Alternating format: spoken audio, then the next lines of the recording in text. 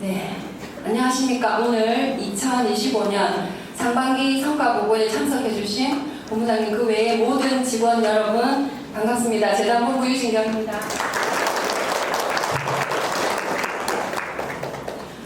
우리 재단은 시민이 행복한 복지 양산을 위해 각 부서가 맡은 자리에서 최선을 다하며 시민이 함께하는 복지를 위해 한 걸음 한 걸음 걸어왔습니다. 오늘 이 자리는 그 성과를 함께 돌아보고 부서별 우수 사례를 공유하며 하반기에 더 나은 도약을 모색하는 소중한 시간입니다. 특히 이번 성과보고회는 단순한 실적 나눔을 넘어 지역사회와의 소통과 상생협력이라는 큰 방향 속에서 우리가 함께 만들어갈 미래를 그려보는 자리이기도 합니다.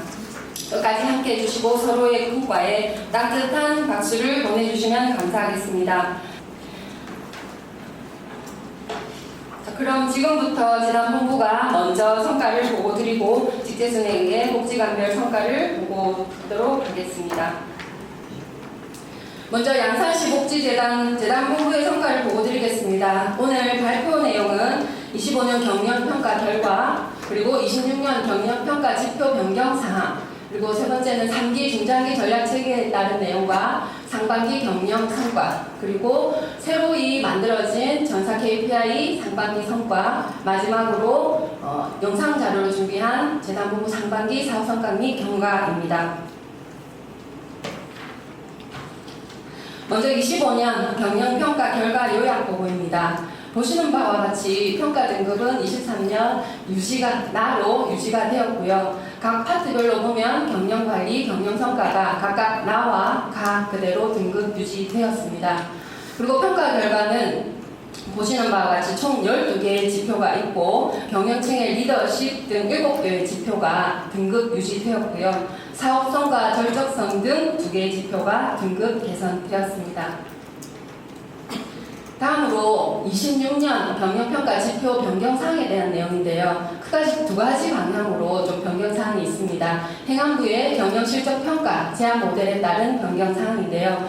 보시는 것처럼 1, 2, 3, 4, 5, 6, 7, 8, 9, 10 솔직히 11개 지표 중에 10개가 변경사항이 있습니다. 그리고 평가 결과에 따른 지표 조정도 재무관리 등 3개의 지표가 변경이 있습니다. 보시는 것처럼 실은 굉장히 많은 부분에 있어서 변경이 있습니다. 그러므로 올해는 이 지표에 대한 숙지와 조금 세밀한 대응이 필요할 것으로 예상이 됩니다.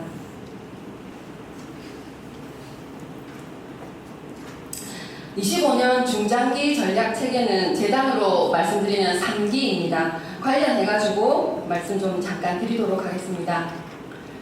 새로운 비전, 협력과 소통으로 양산시 복지재단을 선도하는 중추기관이라는 새로운 비전 아래 복지정책 개발, 복지위기 예방, 복지서비스 고도화, 지속가능 경영 4가지 전략 방향을 기점으로 4대 경영 목표와 전략 목표, 그리고 9개 실행 과제를 수립하였습니다. 자세한 내용은 후에 이어질 영상 자료로도 확인하실 수 있겠습니다.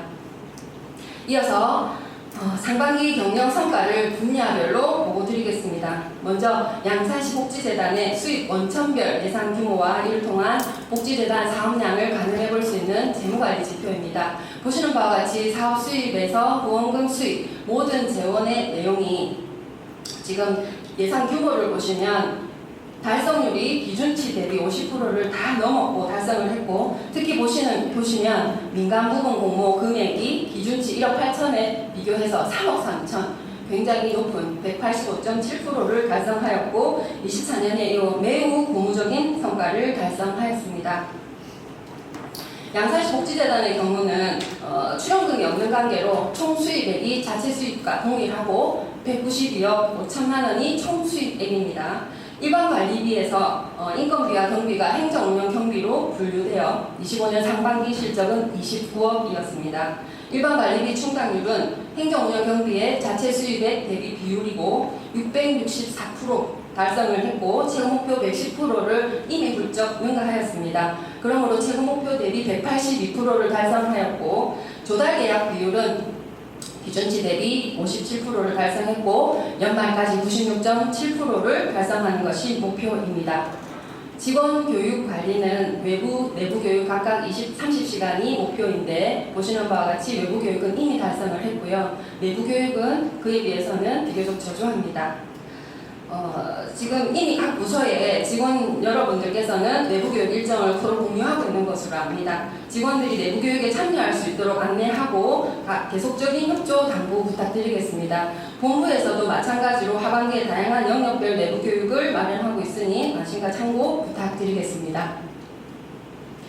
재단의 복지사업 수행에 따른 정량 지표 달성률인 사업 지표입니다. 보시는 바와 같이 이 4개의 지표는 50% 이상을 달성해서 솔직히 모두 50%뿐만 아니라 올해 목표 달성은 무난해 보입니다. 복지기관 지원 컨설팅 지표의 경우는 하반기에 6건의 컨설팅을 진행하게 된다면 목표 달성이 가능합니다. 직원교육 관리는 총 지금 11개 영역에서 총 33시간 시행되었습니다. 조직 및 인사 부분입니다. 임원 총 9명에 사업인력 모두 포함해서 직원이 총 476명입니다. 인사 발령 현황은 위촉직 본부장 1명을 포함한 총 7명, 그리고 정년 퇴직을 포함한 퇴직 5명, 그리고 육아휴직 2명, 복직 3명, 승진 1명이 있었고요. 6월 말 기준으로 직원 현황은 정원표 조정이 있었습니다. 25년 6월 23일 날 이사회 168호 의안에 의해서 74명이 77명으로 조정되는 의안이 원안 가결되었고요. 참고로 7월 1일 날에 5급 직원 2명과 승진 1명이 있었습니다. 노무 및 복무 부분은 노사협의회가 2회 시행되었고 협의사항 6건, 보고사항 10건, 복무관리는 보시는 바와 같이 겸직 승인 통보가 16건에 13명이 있었고요. 그리고 유형 근무제가 총 22건이 있었고 꽤 높은 복무관리 실적을 보이고 있습니다. 참고로 장기 근속 휴가 제도도 운영되고 있습니다. 상반기에는 5번의 직원 복무 감찰이 있었고요. 종합감사, 행정사무감사 수감이 있었습니다. 인권 및 부패 방지 관련해서는 복지재단 갑질 및 직장 내 괴롭힘 근절 추진 계획이 수립되었고 그 내용의 일환으로 갑질 자가 진단을 실시하고 그 결과를 안내해 드렸습니다. 지원 기능으로 업무 절차 수립 안내에 대한 부분은 그룹웨어 게시판에 업무 절차를 참고해 주시면 되고 겸직 업무 절차 등 안내들이 상시 게시되어 있으므로 참고해 주시면 되겠습니다. 그리고 전산 관련한 그 업무입니다. 지금 태스크 1, 2, 3, 4, 5로 되어 있는 내용이 보시면 기본적으로 소프트웨어 관리라 할지 행정정보 공동이용 보안 업무 지침을 제정하는 등 적용하는 것이 상반기 업무였다면 하반기에는 업무 통합 시스템 고도화라고 해서 먼저 한글 OCS 지원 종료에 따른 한글 비약기를 도입하는 것부터 클라우드 컴퓨터 서비스 구축 그리고 그룹웨어 ERP 시스템 통합을 구축하는 이런 사업들이 지금 신실하게 진행되고 있고 이러한 것들이 26년 1월에 적용될 수 있도록 준비 중입니다. 올해 재단본부의 중점 사업인 장벽 없는 양산 프로젝트가 4년차 사업 중에 3년차에 해당이 되고 본격적인 사업 추진에 앞서서 장벽 없는 양산 만들기 추진 전략 및 운영 방안 연구 용역이 1월부터 2개월간 시행이 되었었고요. 그 결과 4월에 장벽 없는 양산 만들기 추진 전략이 TF팀 구체적인 활동 계획과 함께 결과 공유회로 전파되었습니다. 이후 시민탐사단 활동을 체계적으로 수행하기 위해 장벽 없는 양산 프로젝트 TF팀의 가치 내재화를 위한 역량 강화 교육이 유범상 교수님을 모시고 진행되었습니다. 이를 계기로 사업 참여하는 TF팀 각자 주체들이 사업에 대한 모함을 걷어내고 구체적인 한 걸음을 걷게 되는 계기가 되었습니다. 마지막으로 기록물 관리에 대한 부분인데 재단 이제 설립 이후에 최초로 비전자 기록물을 물리적 파쇄를 666건 하게 되었고요. 관련해서 기록물 관리를 체계적으로 하기 위한 규정을 제정하고 현재 적용 중입니다. KPI 관련해서 관련한 내용을 잠깐 소개해 드리도록 하겠습니다. 3기 중장기 전략 계획에 따라서 이전의 내용과는 좀 다른 전사 KPI 실적 보고입니다. 보시는 바와 같이 부서별 KPI가 각각 지표 숫자는 각기 해당하는 지표의 숫자이고요. 전사적 이 지표가 이것이 하나로 뭉쳐져서 총 19개 핵심 성과 지표로 구성이 되고 산출했던 결과로 100점 만점 60.29점이 지금 산출이 되었습니다. 재단본부 KPI의 경우에는 총 19개 지표 중에 16개가 해당이 되고 상반기 지표별 최종 점수는 100점 대비 63.57점이었는데요. 하반기 계획대로 수행이 된다면 95점 이상 달성은 무난하리라고 생각이 됩니다. 전사 KPI 실적은 4개 전략 방향별로 해당 지표를 관리한 지표입니다.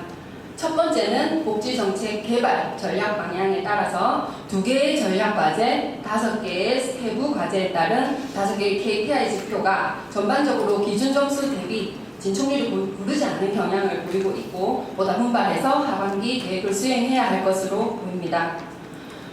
두 번째 전략 방향은 복지위기 예방이고 여기에 따라서 KPI 지표와 점수는 복지위기 가구 대응체계 구축에 따른 2개의 지표 이 점수가 각각 5점, 4점을 나타내고 있고요. 사각지대 맞춤형 복지지원체계 확립에 따른 2개의 지표별 점수가 각각 1점, 5점으로 나타내어 있으나 하반기 실적이 포함이 된다면 100% 달성은 무난해 보입니다. 세 번째, 복지 서비스 고도화에 따른 KPI 지표와 점수는 복지 수요 기반 맞춤형 복지 서비스 운영 및 품질 강화에 따른 지표별 점수가 5점, 1점, 4점을 나타내었고 복지시설 및 이용자 안전관리 체계 고도화 지표는 하향 점수이므로 안전사고가 더 이상 발생하지 않아야 점수 5점을 유지할 수 있을 것으로 예상이 됩니다. 작년에 이어서 계속 교통사고 건수가 여전히 발생하는 주이어서 직원 여러분들의 경각심과 안전의식이 더욱 필요한 상황입니다. 마지막으로 네 번째 전략 방향 지속가능 경영에 따른 KPI 지표와 점수는 상반기 추이가 전반적으로 양호해서 하반기의 계획대로 업무 수행 시에는 목표 달성이 무난할 것으로 예상됩니다. 각 부서별로 각자의 KPI 목표를 달성해야만 지금 15번째 지표의 점수는 만점을 받을 수 있는데요. 각자 몫을 성실히 수행하는 것이 중요합니다. 25년 새로운 KPI를 구성하고 실적 관리하는 과정에서 미션과 비전을 더욱 깊이 이해할 수 있었고 각자의 몫을 해내는 것이 전체를 돕는 일임을 다시 한번 실감할 수 있는 시간이었습니다. 마지막으로 재단본부 사업 성과 및 경과는 사업 실행 내용 중심으로 영상 자료로 준비하였습니다. 발표는 이로써 마무리하고 끝까지 경청해 주셔서 감사합니다.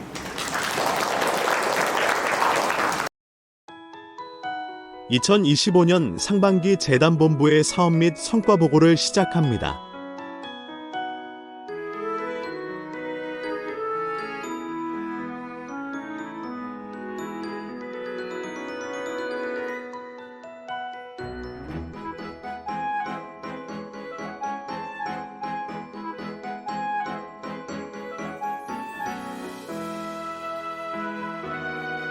양산시복지재단은 재단의 방향성과 역할을 구체화한 3기 중장기 발전 전략을 수립하였습니다. 이를 통해 협력과 소통으로 양산시 복지정책을 선도하는 중추기관이라는 새로운 비전을 제시하며 시민과 함께하는 지속가능한 복지 실현을 목표로 한 단계 더 도약하고자 합니다. 양산시복지재단의 주요 역할 분석을 기능 및 기관 관점에서 전략 방향을 도출한 결과를 기반으로 재단에서 중점적으로 추진해야 하는 4대 전략 방향을 설정하였습니다.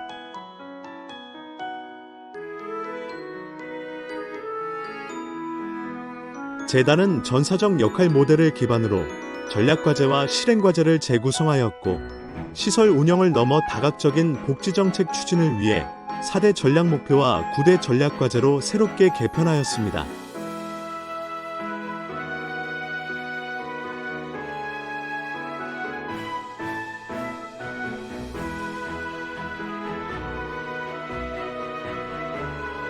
양산시와 양산시복지재단이 공동 추진하는 장벽 없는 양산 만들기는 추진 전략 및 운영 방안 결과 공유회를 통해 다양한 이해관계자와 소통하며 정책 실행 기반을 마련하였으며 태프팀 역량 강화 교육을 통해 시민 참여 기반을 확장하고 복지정책을 선도하는 중추기관으로서의 역할을 강화하고 있습니다. 올해 하반기에는 시민이 주체가 되는 장북 크루 탐사단을 운영해 9월 발대식과 11월 결과 공유회를 앞두고 있습니다.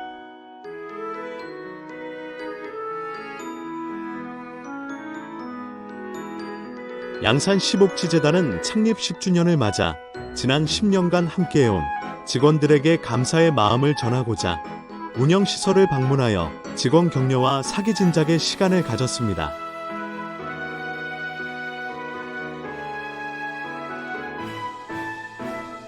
양산 시복지재단은 2024년 경영실적평가에서 총점 88.72점을 기록하며 나등급을 유지하였고 전반적인 운영의 안정성과 성과를 대외적으로 인정받는 계기가 되었습니다.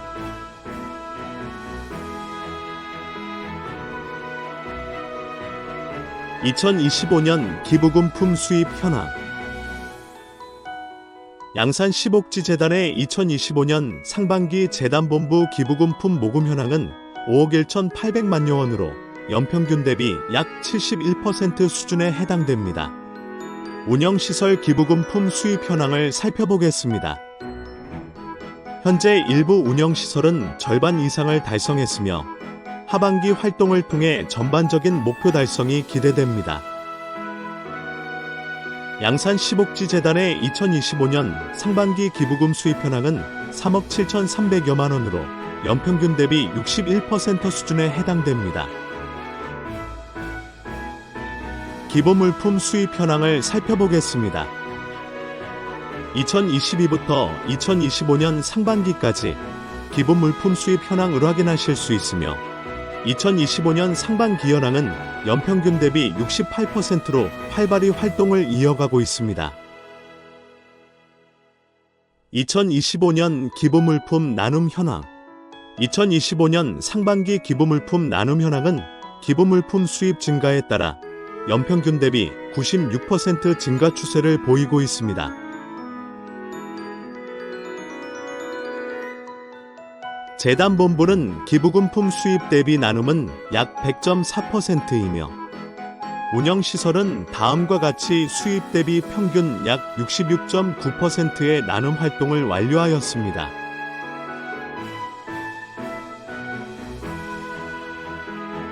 사랑나눔 공모사업.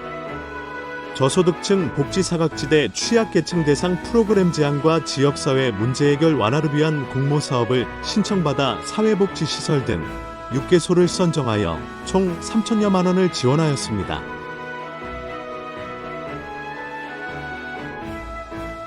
넥센타이어와 함께하는 노후타이어 지원사업은 사회복지 수혜자들의 안전성 확보와 복지서비스 전달 체계 강화를 위한 차량 타이어 교체 지원 사업으로 현재 1차 선정 완료되어 총 38개 노후 타이어를 지원 예정이며 하반기 추가 지원도 예정되어 있습니다.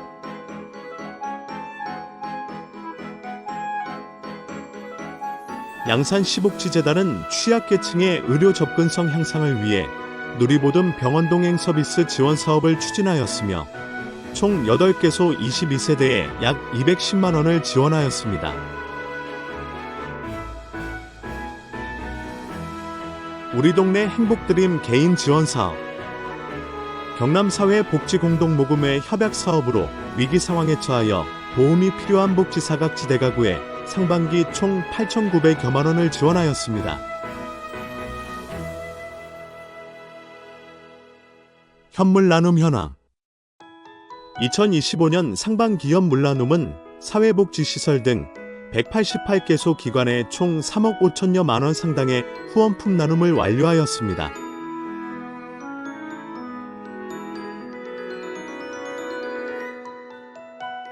양산 시복지재단은 양산시 관계부서, 읍면동, 사회복지기관 관계자들과 함께 사회복지시설 및 읍면동 간담회를 진행하여 공공, 민간 네트워크를 활성화하고 복지 사각지대 해소를 위한 지원 방안을 논의하였습니다.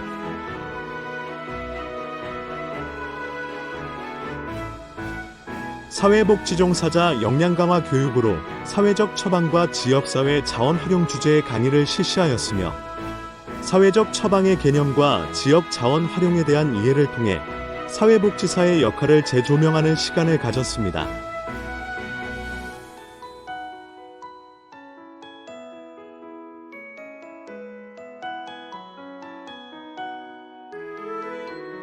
양산 시복지재단 나눔무리 봉사단은 은둔고립 청년을 위한 쉼터개소를 앞두고 환경정비와 작년 프리마켓 수익금으로 마련한 냉장고, 청소기 등 물품 기부 사회공헌 활동을 펼치며 청년들의 안전하고 편안한 공간 조성을 위해 함께하였습니다.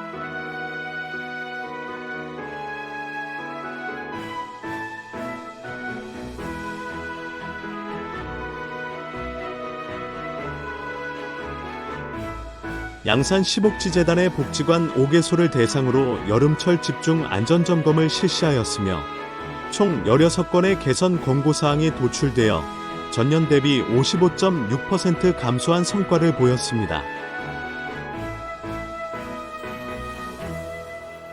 하반기 주요 일정입니다.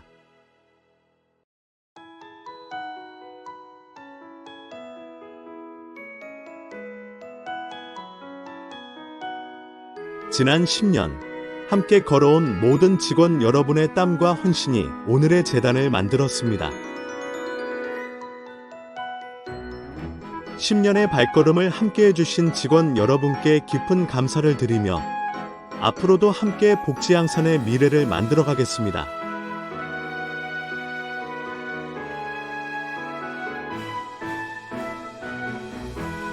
재단 본부의 성과 보고를 마치겠습니다. 감사합니다. 네, 안녕하십니까. 양산시 장애복지관 서명 팀장입니다. 반갑습니다. 저희 양산시 장애복지관 2025년 상반기 선거 보고를 시작하도록 하겠습니다. 먼저 저희 복지관은 장애가 되지 않는 품격 있는 양산이라는 비전 아래서 손상으로 인한 장애가 사회적 장애가 되지 않도록 끊임없이 고민하고 또 실천하는 그런 상반기 시간을 보냈습니다. 그 여정의 일부를 오늘 소개해 드리려고 합니다. 먼저 2025년 KPI에 따른 저희 복지관 상반기 점수는 37.45점입니다. 성과 지표와 달성도가 변경돼서 점수가 다소 좀 낮아 보일 수 있지만 하반기 사업이 진행됨에 따라서 점수가 완성되는 구조이므로 하반기에도 전 직원이 힘을 모아서 KRP 지표를 반드시 달성할 수 있도록 노력하도록 하겠습니다. 저희 양산시 장애복지관은 장애가 되지 않는 품격 있는 양산이라는 미션 아래 4가지 핵심 가치와 추진 전략 그리고 실행 과제를 중심으로 상반기 사업을 진행했습니다. 지금부터 각 실행 과제별 주요 성과를 말씀드리겠습니다. 먼저 첫 번째 실행 과제는 사람 중심 맞춤형 사업 운영입니다. 저희는 한 사람 삶의 귀를 기울이면서 개별 맞춤형 서비스를 진행했는데요. 먼저 개인 예산제 시범 사업을 운영했습니다. 이 사업은 단순히 예산을 지원하는, 돈을 지원하는 그런 사업이 아니었고요. 첫 번째 사진에 보시는 분은 소뇌 위축증으로 균형을 찾는데 어려움이 많으신 분이고 왔다 갔다 하면서 계속 벽에 부딪히고 이런 좀 어려움이 많이 들렸습니다. 그래서 그리고 또 통증으로 우울 증상도 있으셔서 자해를 시도하기도 하셨던 그런 분이시라고 합니다. 지금은 저희 개인 대상자를 통해서 체육 시설을 찾아보고 또 운동을 시작하게 되셨습니다. 지금은 복지관에 오실 때마다 걸음걸이가 얼마나 좋아지셨는지 자랑하시면서 이분의 꿈은 조카들에게 멋진 삼촌이 되는 거라고 합니다. 다음은 개별 맞춤 룸 리폼 사업입니다. 이 사업은 신체적 제약으로 기성복을 입는데 어려움을 겪으셨던 분들의 목소리를 듣고 저희가 사업을 시작하게 되었습니다. 상반기 8분의 장애인분들에게 딱 맞는 옷을 리폼해서 지원해드리고 편안함과 함께 자신감을 가질 수 있도록 지원해드렸습니다. 또 저희 복지관에는 취업을 원하긴 하지만 실제로 취업이 좀 많이 어려운 중증장애인분들이 많이 계십니다. 이분들 중에서 문화예술, 미술 이런 쪽에 관심이 있는 분들이 많이 계셨습니다.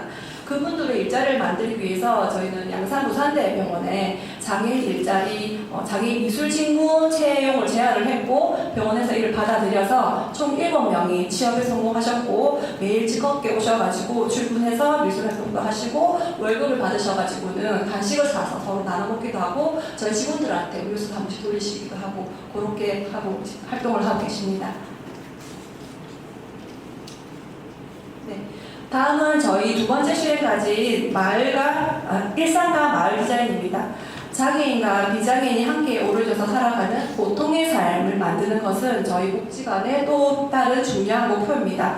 말이 아닌 다른 방법으로 세상과 소통하는 분들을 위해서 AC 서포터즈단을 만들었습니다. 총 7회에 걸쳐서 30명의 장애인 참여자들은 서로에게 든든한 소통의 보디가드가 되어주셨습니다. 또 꿈지원 사업을 통해서 15명의 장애 아동 청소년들이 학업과 그리고 예체능 분야에서 마음껏 배우고 성장할 수 있도록 도왔습니다. 두 번째 사진은 후원자와 그리고 장학생 그리고 장학생 보호자분들이 함께한 명랑 운동회 사진인데요. 저기 사진을 보시면 휠체어 이용하시는 장학생이 한 분 있습니다. 이분을 고려해서 누구나 즐길 수 있는 명랑 운동회를 만들어 드렸고, 이 학생은 사실 운동회는 많이 가봤지만 한 번도 참여해 본 적이 없다고 하셨습니다. 근데 이날 신나게 참여하셨고, 또 처음에 쑥스러워하시는 후원자분들도 서로 자신을 이기겠다 열심히 하시는 그런 모습들로 행사가 진행되었습니다. 그리고 마지막에는 집에서 스스로 요리하실 수 있는 것이 어려운 당사분들을 위해서 저희가 책자를 만들어서 혼자 생활하실 수 있도록 지원해드리기도 하였습니다. 네, 그리고 저희는 신암으로 복지관 그리고 상하북 종합사회복지관 도시재생센터 등과 손잡고 우리 마을 장벽 환경조사를 진행했습니다. 총 301명의 시민 목소리를 듣고 또 장벽 찾기 캠페인을 통해서 138명의 이웃들과 함께 우리 동네의 불편함을 발견하면서 환경 변화의 공감대를 서로 형성했던 기회였습니다. 다음은 세 번째 실행 과제인 변화 선도입니다. 저희는 끊임없이 배우고 나누며 또 다른 내일을 준비하고 있습니다. 지난 1월 선거보고 때 저희 복지관 우수 사례로 발표했던 건강보두이 카드 사업이 있었는데요. 이 사업이 보건복지부 주최 공모전에서 장려상을 수상하면서 우리의 노력이 공식적으로 인정을 받는 계기가 되었습니다. 건강보디가드 사업은 건강검진의 어려움을 겪고 계시는 장애인 당사자들의 건강검진 접근성을 높이는 그런 사업입니다. 이 사진은 저희 복지관 윤지은 차장이 전국 우수사업 확산과 현장 실천 공유를 위해서 서울 대한상공회의소에서 사례 발표를 하고 있는 모습입니다. 저희 복지관의 마지막 실행 과제는 소통과 신뢰입니다. 우리는 사람 중심 실천 사례를 저희 내부 직원과도 소통을 끊임없이 해서 공유하고 있고, 또 다른 복지관 직원들과도 활발하게 소통하면서 서로 경험과 노하우를 나누고 있습니다. 저희 복지관은 상반기 성과를 발판 삼아서 하반기에는 더 의미 있는 도전들을 이어나갈 계획입니다. 새롭게 장애아동 발달 지원 사업으로 놀이 강사 파견 사업도 진행할 예정이고, 정신장애인들을 위해서 경남형 보건복지 협력 모델 모형 개발을 통해서 정신장애인분들을 위한 사회적 처방 모델을 또 만들 예정입니다. 또 상반기에 진행했던 AC 서포터즈 사업과 개인 예산제 사업을 사례 공유회를 통해 더욱 발전시켜 나갈 계획입니다. 그리고 가장 중요한 목표 중에 하나인 2026년 복지 허브타운 이전을 열심히 준비하도록 하겠습니다.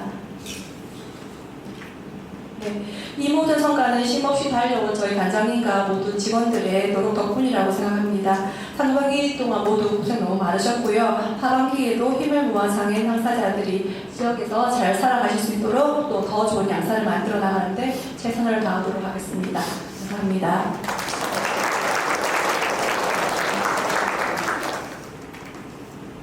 다음은 저희 복지관 우수사인데요. 이 사업은 제가 작년부터 올해 상반기까지 제가 담당했던 사업이라서 제가 이어서 발표하도록 하겠습니다.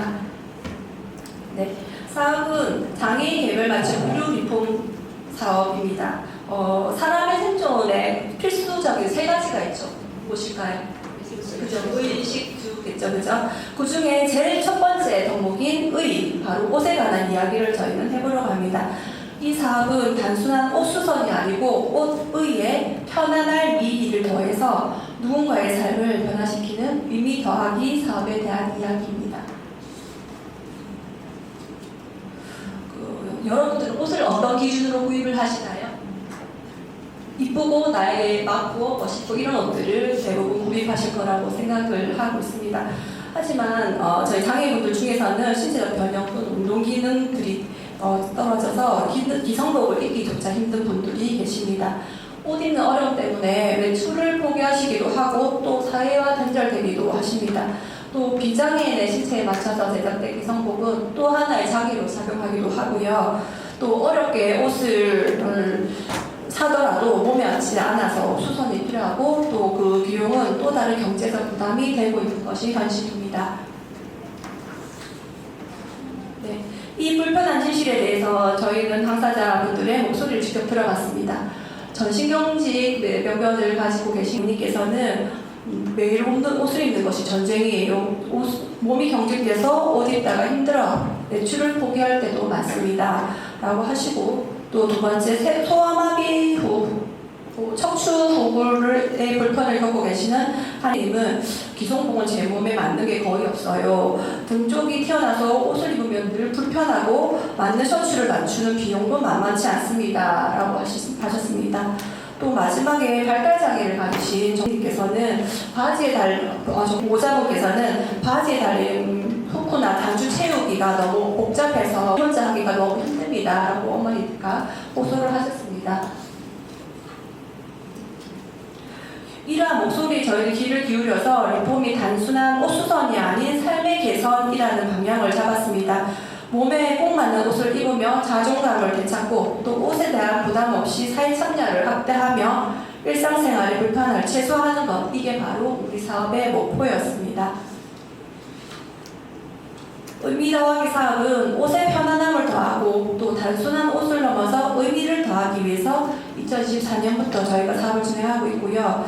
개인별 신체에 맞춰 옷을 고쳐드려 생활의 편안함을 더해드리고 또 연중 3분기로 나눠서 사업을 올해 계속 진행 중에 있습니다. 네, 여기서 저희 내부적으로 조금 한 가지 중요한 질문이 있었습니다. 장애인 리폼 서비스를 장애인이 직접 제공할 수는 없을까? 이런 질문들이 있었습니다. 현재 대부분의 리폼 서비스는 비장애인에서 제공되고 있는 것이 현실입니다. 하지만 저희 목표는 장애인의 불편함을 가장 잘 이해하는 장애인 당사자 전문가를 양성하는 것이었습니다. 구직 장애인 중에서 리폼에 관심이 있으신 당사자를 모집하고 또 전문 교육을 이렇게 통해서 5명의 리폼 전문가가 양성되셨습니다. 저 사진은 스로우 씨의 사진입니다. 서비스를 받는 장애인에서 서비스를 제공하는 전문가로서의 경험은 이분들의 삶에 또 다른 느낌으로 다가왔을 거라고 생각을 합니다. 네, 저희 서비스 진행 과정은 먼저 신청서와 옷을 접수하시고 충분한 상담을 통해 당사자의 필요와 욕구를 파악했습니다. 그 이후에 몸에 맞게 옷을 디자인하고 당사자 전문가분들이 직접 제작에 참여하셨습니다. 마지막으로 리폼이 필요한 완료된 옷을 전달하면서 만족도를 확인하고 또 의견을 나눴습니다. 그리고 조금 부족한 부분은 다시 수선해드리기도 하고 그렇게 진행을 했습니다. 이제 리폼을 통해서 삶이 변화했던 사례들을 보여드리려고 하는데요. 아까 첫 번째 경우인 전신경직으로 옷을 입고 신발을 벗을 때마다 활동지원사니까 온몸이 땀 범벅이 되고 너무너무 힘드셔서 외출을 포기한 경우도 많으셨다고 하셨습니다. 저 사진에 보듯이 신발 끈을 찍찍이로 바꿔서 교체해드리고 또 겨드랑이에 지퍼를 달아서 옷을 입기 수월하게 만들어드려서 이제 쉽게 외출할 수 있다고 너무 좋아하셨습니다. 관련 영상이 나중에 있으니까 한번 참고해 보시면 될 것 같습니다. 두 번째, 왼쪽 편마비 때문에 자켓 단추를 이렇게 채우는 게 너무 힘드셨는데 그 단추를 제거하고 저희가 자석으로 이렇게 만들어 드렸습니다. 그래서 한 번에 이렇게 두두둑 하고 입고 또 벗고 하실 수 있게 만들어 드렸고요. 또 바지 후크 채우는 것도 힘들어하셔서 고무로 교체해 드려서 혼자 옷을 입을 수 있게 되셨습니다. 세 번째, 척추후굴로 인해서 등을 커버하기 위해서 이분이 그래도 좀 멋쟁이시거든요. 항상 조끼를 입고 계셨는데 그 조끼 수선하는 비용도 만만치 않고 또 장애인에 맞게 수선해주는 이렇게 마음에 드는 옷 수선집이 없으셨다고 하시더라고요. 그래서 이분께는 등산 조끼와 그리고 재킷을 등 쪽을 넓혀가지고 편안하게 옷을 입을 수 있도록 만들어 드렸습니다.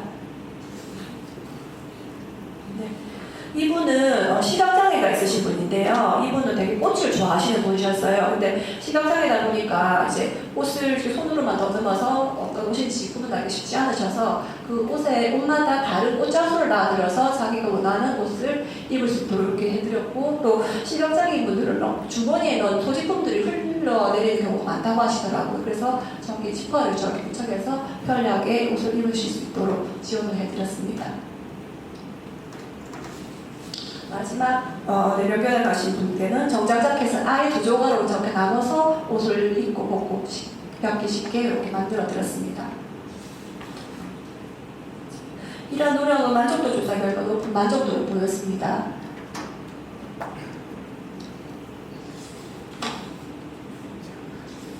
네, 저희는 앞으로 새로운 도전을 시작하려고 합니다. 첫 번째는 리폼 전문가 추가 양성입니다.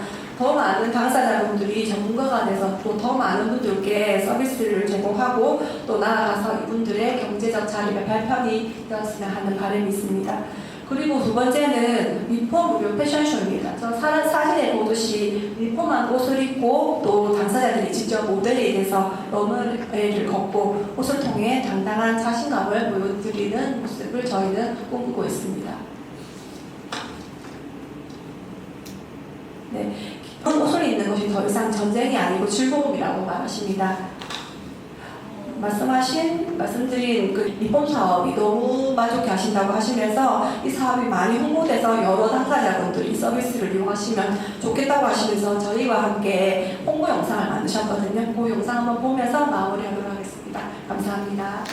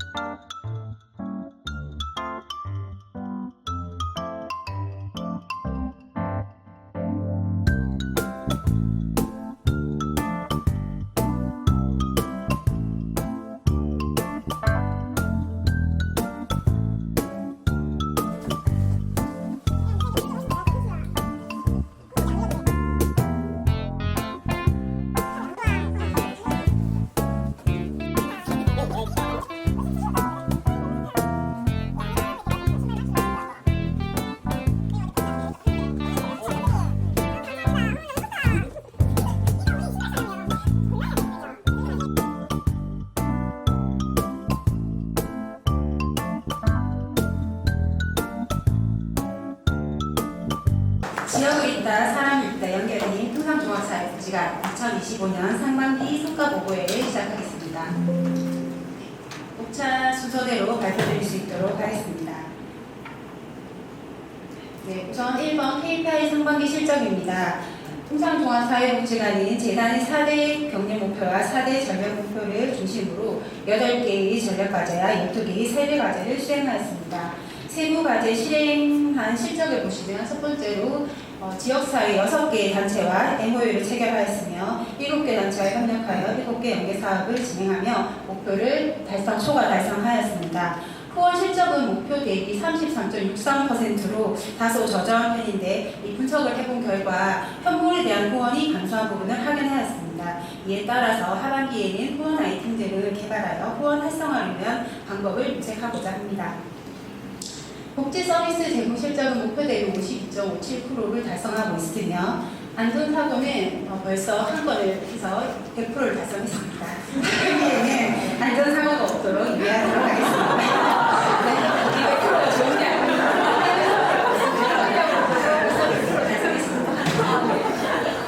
다들 잘했다고 생각하는 거죠? 네, 저희가 아까 유진경장님 말씀하셨던 차량 안전사고 한 건이 저희가 있었고, 네, 그래서 하반기에는 주의할 수 있도록 하겠습니다. 이에 따라서 저희 복지관의 KPI 점수는 45.24점입니다. 제가 이거 달성할 때만 해도 점수가 50점이 되지 않는 거에 대해서 조금 걱정을 했었는데 나름 선전하고 있는 것으로 봐서 하반기까지 다 하면 올해 100% 달성할 수 있을 것으로 생각합니다. 네, 두 번째는 상반기 사업 평가입니다. 상반기 사업은 저희 이제 KPI에 관련된 목표로 해서 3가지 정도를 정리해 진행해 보았고요. 첫 번째는 지역 맞춤형 복지 정책 개발 및 협력 체계 구축으로 노력하였습니다. 저희 복지관이 2024년부터 경남 사회복지 공동모금회 후원으로 해서 은둔몰입 사업을 추진하고 있습니다. 그 성과를 지역사회와 공유하고 있으며 2025년도에는 그 성과를 분석한 내용과 정책 개발을 지금 연구 용역 진행하고 있는 부분이 있습니다. 이 부분에 대해서 저희가 9월 24일 GMR에서 성과 보고회가 그 연구 용역 발표회가 있을 예정입니다. 많은 참여 부탁드리겠습니다. 그리고 저희 이제 두 번째로는 지역 협력 네트워크 구축이 홍상 환경 네트워크를 발족하였습니다. 앞에 말씀드린 것과 같이 6개 기관과 MOU를 체결했고요. 그리고 홍상 환경 네트워크 같은 경우에는 저희 꿈영읍 지역 주민 공동체와 함께해서 16개 단체와 협력을 진행하여 하반기에도 사업을 진행할 예정이 있습니다. 네, 천천히 하면 또 빨라지죠. 네, 천천히 네, 하겠습니다. 네, 그리고 저희 복지관 지역 주민 욕구를 반영해서 7개 단체와 협력해서 사업 7개 단체와 협약된 연계 사업을 추진하였습니다. 계속적인 사업도 있지만 새로운 사업들을 위해서 유아여자대학 인턴십에서 음악 지원 프로그램 진행하는 사업들을 연속적으로 진행하고 있습니다. 네, 두 번째는 복지 위기가족 대응 및 사각지대 해소입니다. 지역에 있는 민간 지역사회 보장 협의체라든지 위원회에 전 직원이 참여하여서 15개 단체에서 지금 활동하고 있습니다. 함께 지역에 있는 위기가구를 발굴하고 그리고 지역사회에 있는 신속하게 조기 대응할 수 있도록 같이 직원들이 노력하고 있는 부분들이 있습니다. 위기가구 중에서도 홍성병원 사회복지관에서는 작년부터 치아 중장년 1인 가구 안전망 구축 사업을 진행하고 있고요. 이와 관련해서 주요 사업으로 스마트 돌보 플러그라는 것을 집에 설치해서 안전망을 할인하는 사업들을 진행하고 있습니다. 현재 155세대에 설치가 완료되었고 전담인력이 저희 퇴근 후 야간과 주말에도 안전망을 확인할 수 있는 모니터링 작업을 실시하고 있고 이상 징후가 발생되면 신속하게 대응할 수 있는 체계를 마련하였습니다. 이것과 관련해서는 저희 후수 프로그램에서 다시 한번 상세하게 설명드릴 수 있도록 하겠습니다. 그리고 다음으로 저희 복지사업지대 해소를 위해서 맞춤형 사례관리 사업과 다양한 복지 서비스를 제공하기 위해 힘쓰고 있으며 2025년도에는 저희가 청년 나래라는 청년 쉼터를 개소하였습니다. 청년 쉼터 개소 전에 저희 사회공헌 활동으로 직원들이 와서 많이 도와주시고 하셔가지고 지금 청년 나래 쉼터를 운영 중이고 앞으로도 잘 운영될 수 있도록 많은 홍보 같이 부탁드리겠습니다. 세 번째로 수요 기반 맞춤형 복지 서비스를 강화하였습니다. 아동 관련 프로그램 기획을 위해서 학교와 연계해서 아동 욕구 조사를 실시하였고 그 결과를 교육복지사와 공유하면서 아이들에게 필요한 사업이 무엇인지를 같이 고민하였습니다. 이에 따라서 아이들의 건강권 증진이라는 프로그램이 필요하다는 것을 인지하게 되었고 저희가 올해 아동 건강권 증진 프로그램 사업을 신규로 개설하여 운영하고 있습니다. 이 사업에 보시는 것은 백동초등학교에 연계하여서 진행하고 있습니다. 그 외에도 주민주도형 복지 공동체 활동이라든지 그리고 장애인 복지 사업, 바우처 사업, 그리고 아동 청소년 권리 증진 사업 등 다양한 사업을 중심으로 수요자 중심의 복지 서비스 추진을 위해 노력하고 있습니다. 네, 이를 바탕으로 하반기에는 3가지로 해서 사업 방향을 설정해 보았습니다. 첫 번째는 외부 자원 및 네트워크 연계를 강화하여 서비스 제공을 확대하고자 합니다. 둘째로 취약계층 사회 안전망 확대 및 고립 완화 활동을 적극적으로 지원하고자 합니다. 그리고 마지막으로 직원 욕구를 기반으로 한 역량 강화 사업을 통해 사회복지사 전문성을 강화하고자 합니다. 하반기에도 지역사회와 긴밀히 연계하여 지역과 사람을 연결하는 링크복지관의 역할을 충실히 수행하고자 노력하겠습니다. 네, 발표를 마무리하며 상반기 주요 사업을 영상으로 준비했습니다. 함께 보시면서 저는 마무리하고 수고하셨습니다. 널 좋아하나 봐 나도 요즘 들어 알게 됐어 자꾸 생각나 사과 같은 네 얼굴 널 좋아하나 봐 나도 모르게 넌 스며들었어 자꾸 생각나 널 보고 싶었어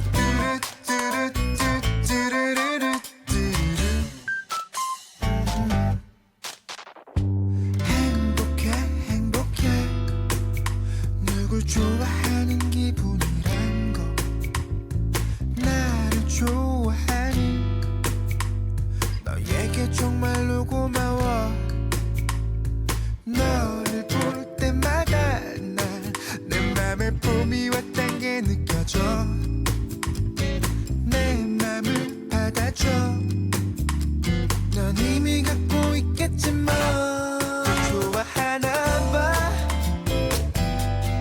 나도 요즘 들어 알게 됐어 자꾸 생각나 앵두 같은 네 입술 널 좋아하나 봐 나도 모르게 널 스며들었어 자꾸 생각나 널 보고 싶었어 뚜루뚜루 안녕하십니까. 중장년 1인 가구 고독사 예방 및 관리체 구축사업 우수 사례를 발표한 홍성종합사업장 김선철입니다.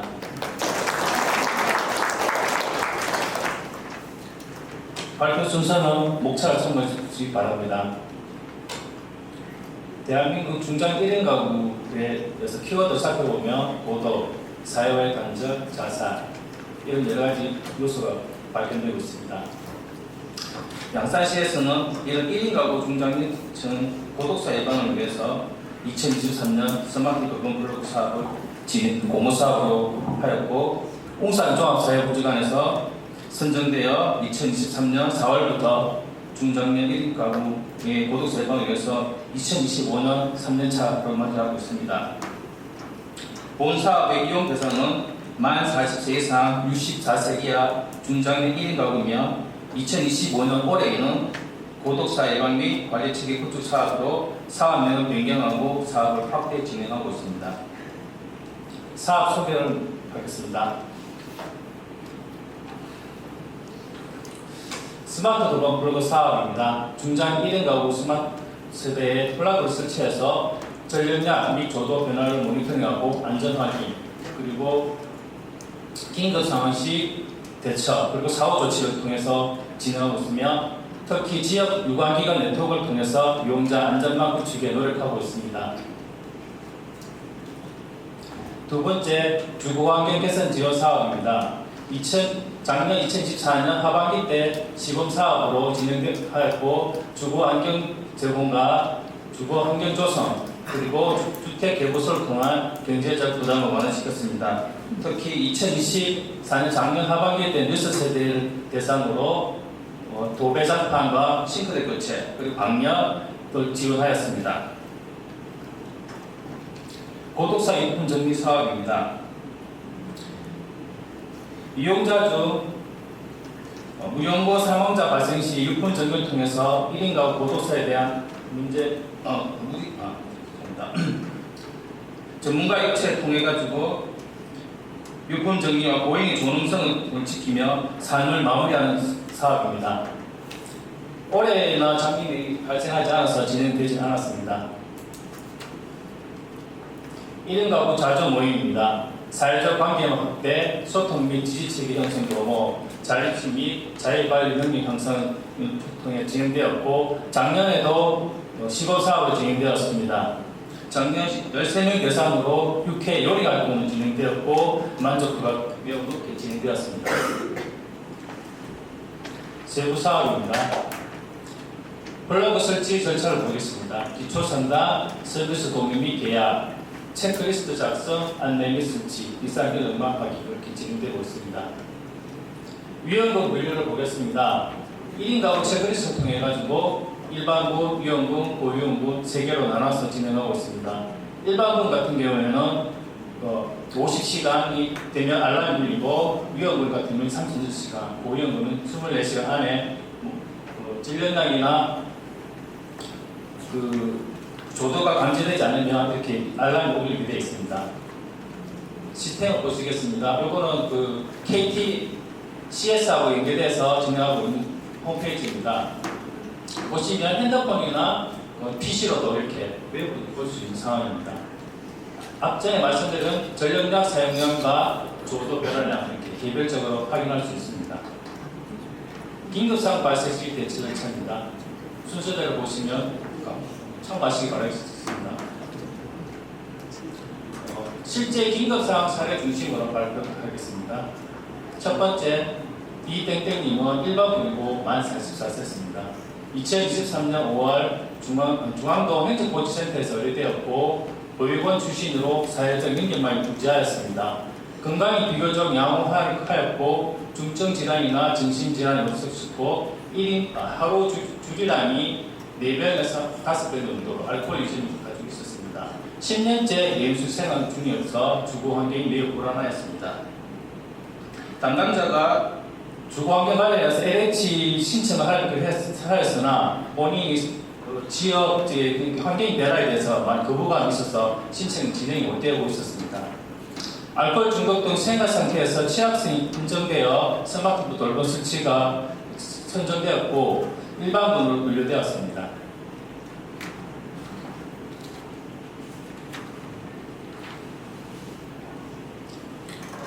보시기에는 2024년 5월 4일 위험 단계에 발생하여서 위험 단계는 36시간 동안 조도나 전력량이 감지되지 않으면 알람 담당자 폰으로 알람이 울리게 되겠습니다. 그래서 담당자가 전화를 하였고 전화를 또 받지 않으셔서 세대 방문한 사례입니다. 땡땡도 맞춤형 복지팀에 연락드렸고 이용자 건강 상태라든가 현재 상태를 알려드렸고 그리고 맞춤형 복지팀에서도 병원 관련해가지고 입원을 권장하도록 독려하였습니다. 내방하여서 지속적인 병원 독려하였지만 본인이 입원하게 되면 또 알코올이 있기 때문에 술을 못 드시게 되는 부분이 있어서 병원 입원을 거부한 상태였습니다. 그래서 다시 한 번 더 말씀을 드리고 복지관 기관하였고 10시간 또 지나서 심각 단계에 다시 울려져서 전화를 드려서 통화도 받지 못해서 또 한 번 다시 방문한 사례입니다. 사례 방문해가지고 그 이웃에 그리고 임대인 예유소 주인집에 이야기 드려가지고 혹시나 이상 있으면 알려드리고 말씀드렸었고 그리고 또 그 기타 이웃에 아시는 형님이 계셔가지고 형님 통해 가지고 이렇게 이상 있으면 알려드리고 하였고 병원이 혹시나 119 병원으로 이렇게 전화 줄 것을 말씀드렸습니다. 다음날 임대인 집주인께서 전화를 주셔가지고 상태가 많이 안 좋은 것 같다고 전화 주셔가지고 직접 담당자 방문하였고 119 신고하게 되었습니다. 119 신고 요원이 와가지고 이용자 기저질환에 대해서 질문하길래 그 담당자가 답변하였고 이후 부산 의료응급실로 배송되었습니다.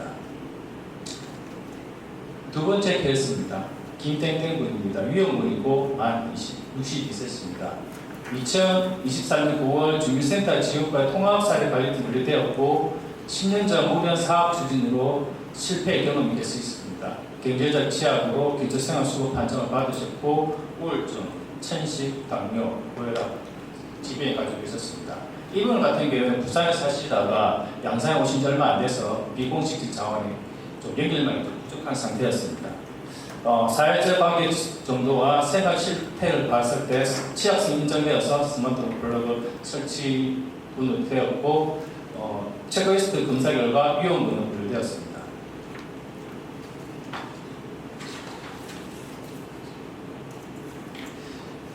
김땡땡 이용자분께서는 2025년 1월 6일날 위험 단계가 발생했습니다. 위험 단계는 36시간 동안 전력이 미감지된 상태를 말씀드립니다.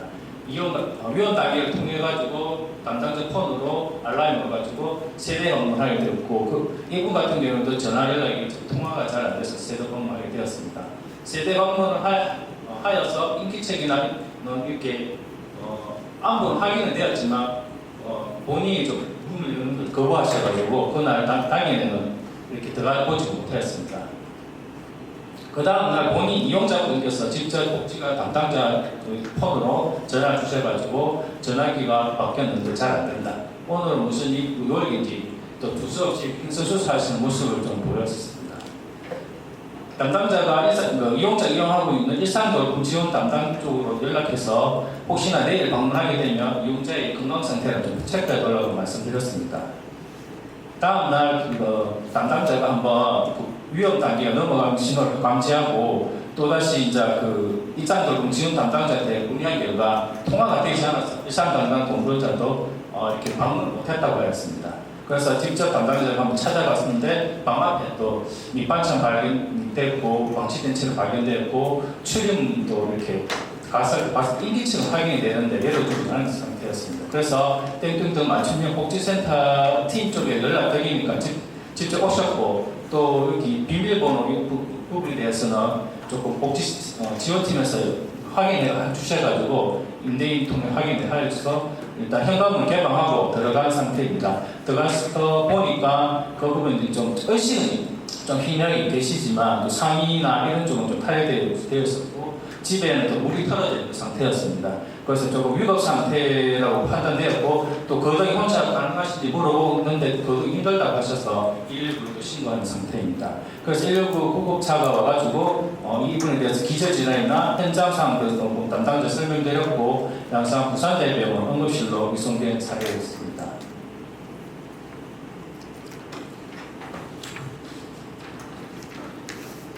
이거는 프로그램 진행하고 난 다음에 만족도 조사했을 때 이렇게 이용자분 직접 응답해 주시는 거 있습니다. 지원도 많이 받고 담당자분도 너무 친절하고 무엇보다 기획했을 때 나를 지켜준다는 생각이 들어 정말 든든하다고 좋았다고 하셨습니다. 전반적으로 본인이 좀 혼자 계시는 걸 좀 무서워하고 좀 두려워하시는 부분이 있었는데 이렇게 우리 복지관이나 이렇게 프로그램에서 사업에서 이렇게 직접 찾아오신 부분에 대해서 많이 감사하고 고맙고 안심이 되는 부분을 느낄 수 있었습니다.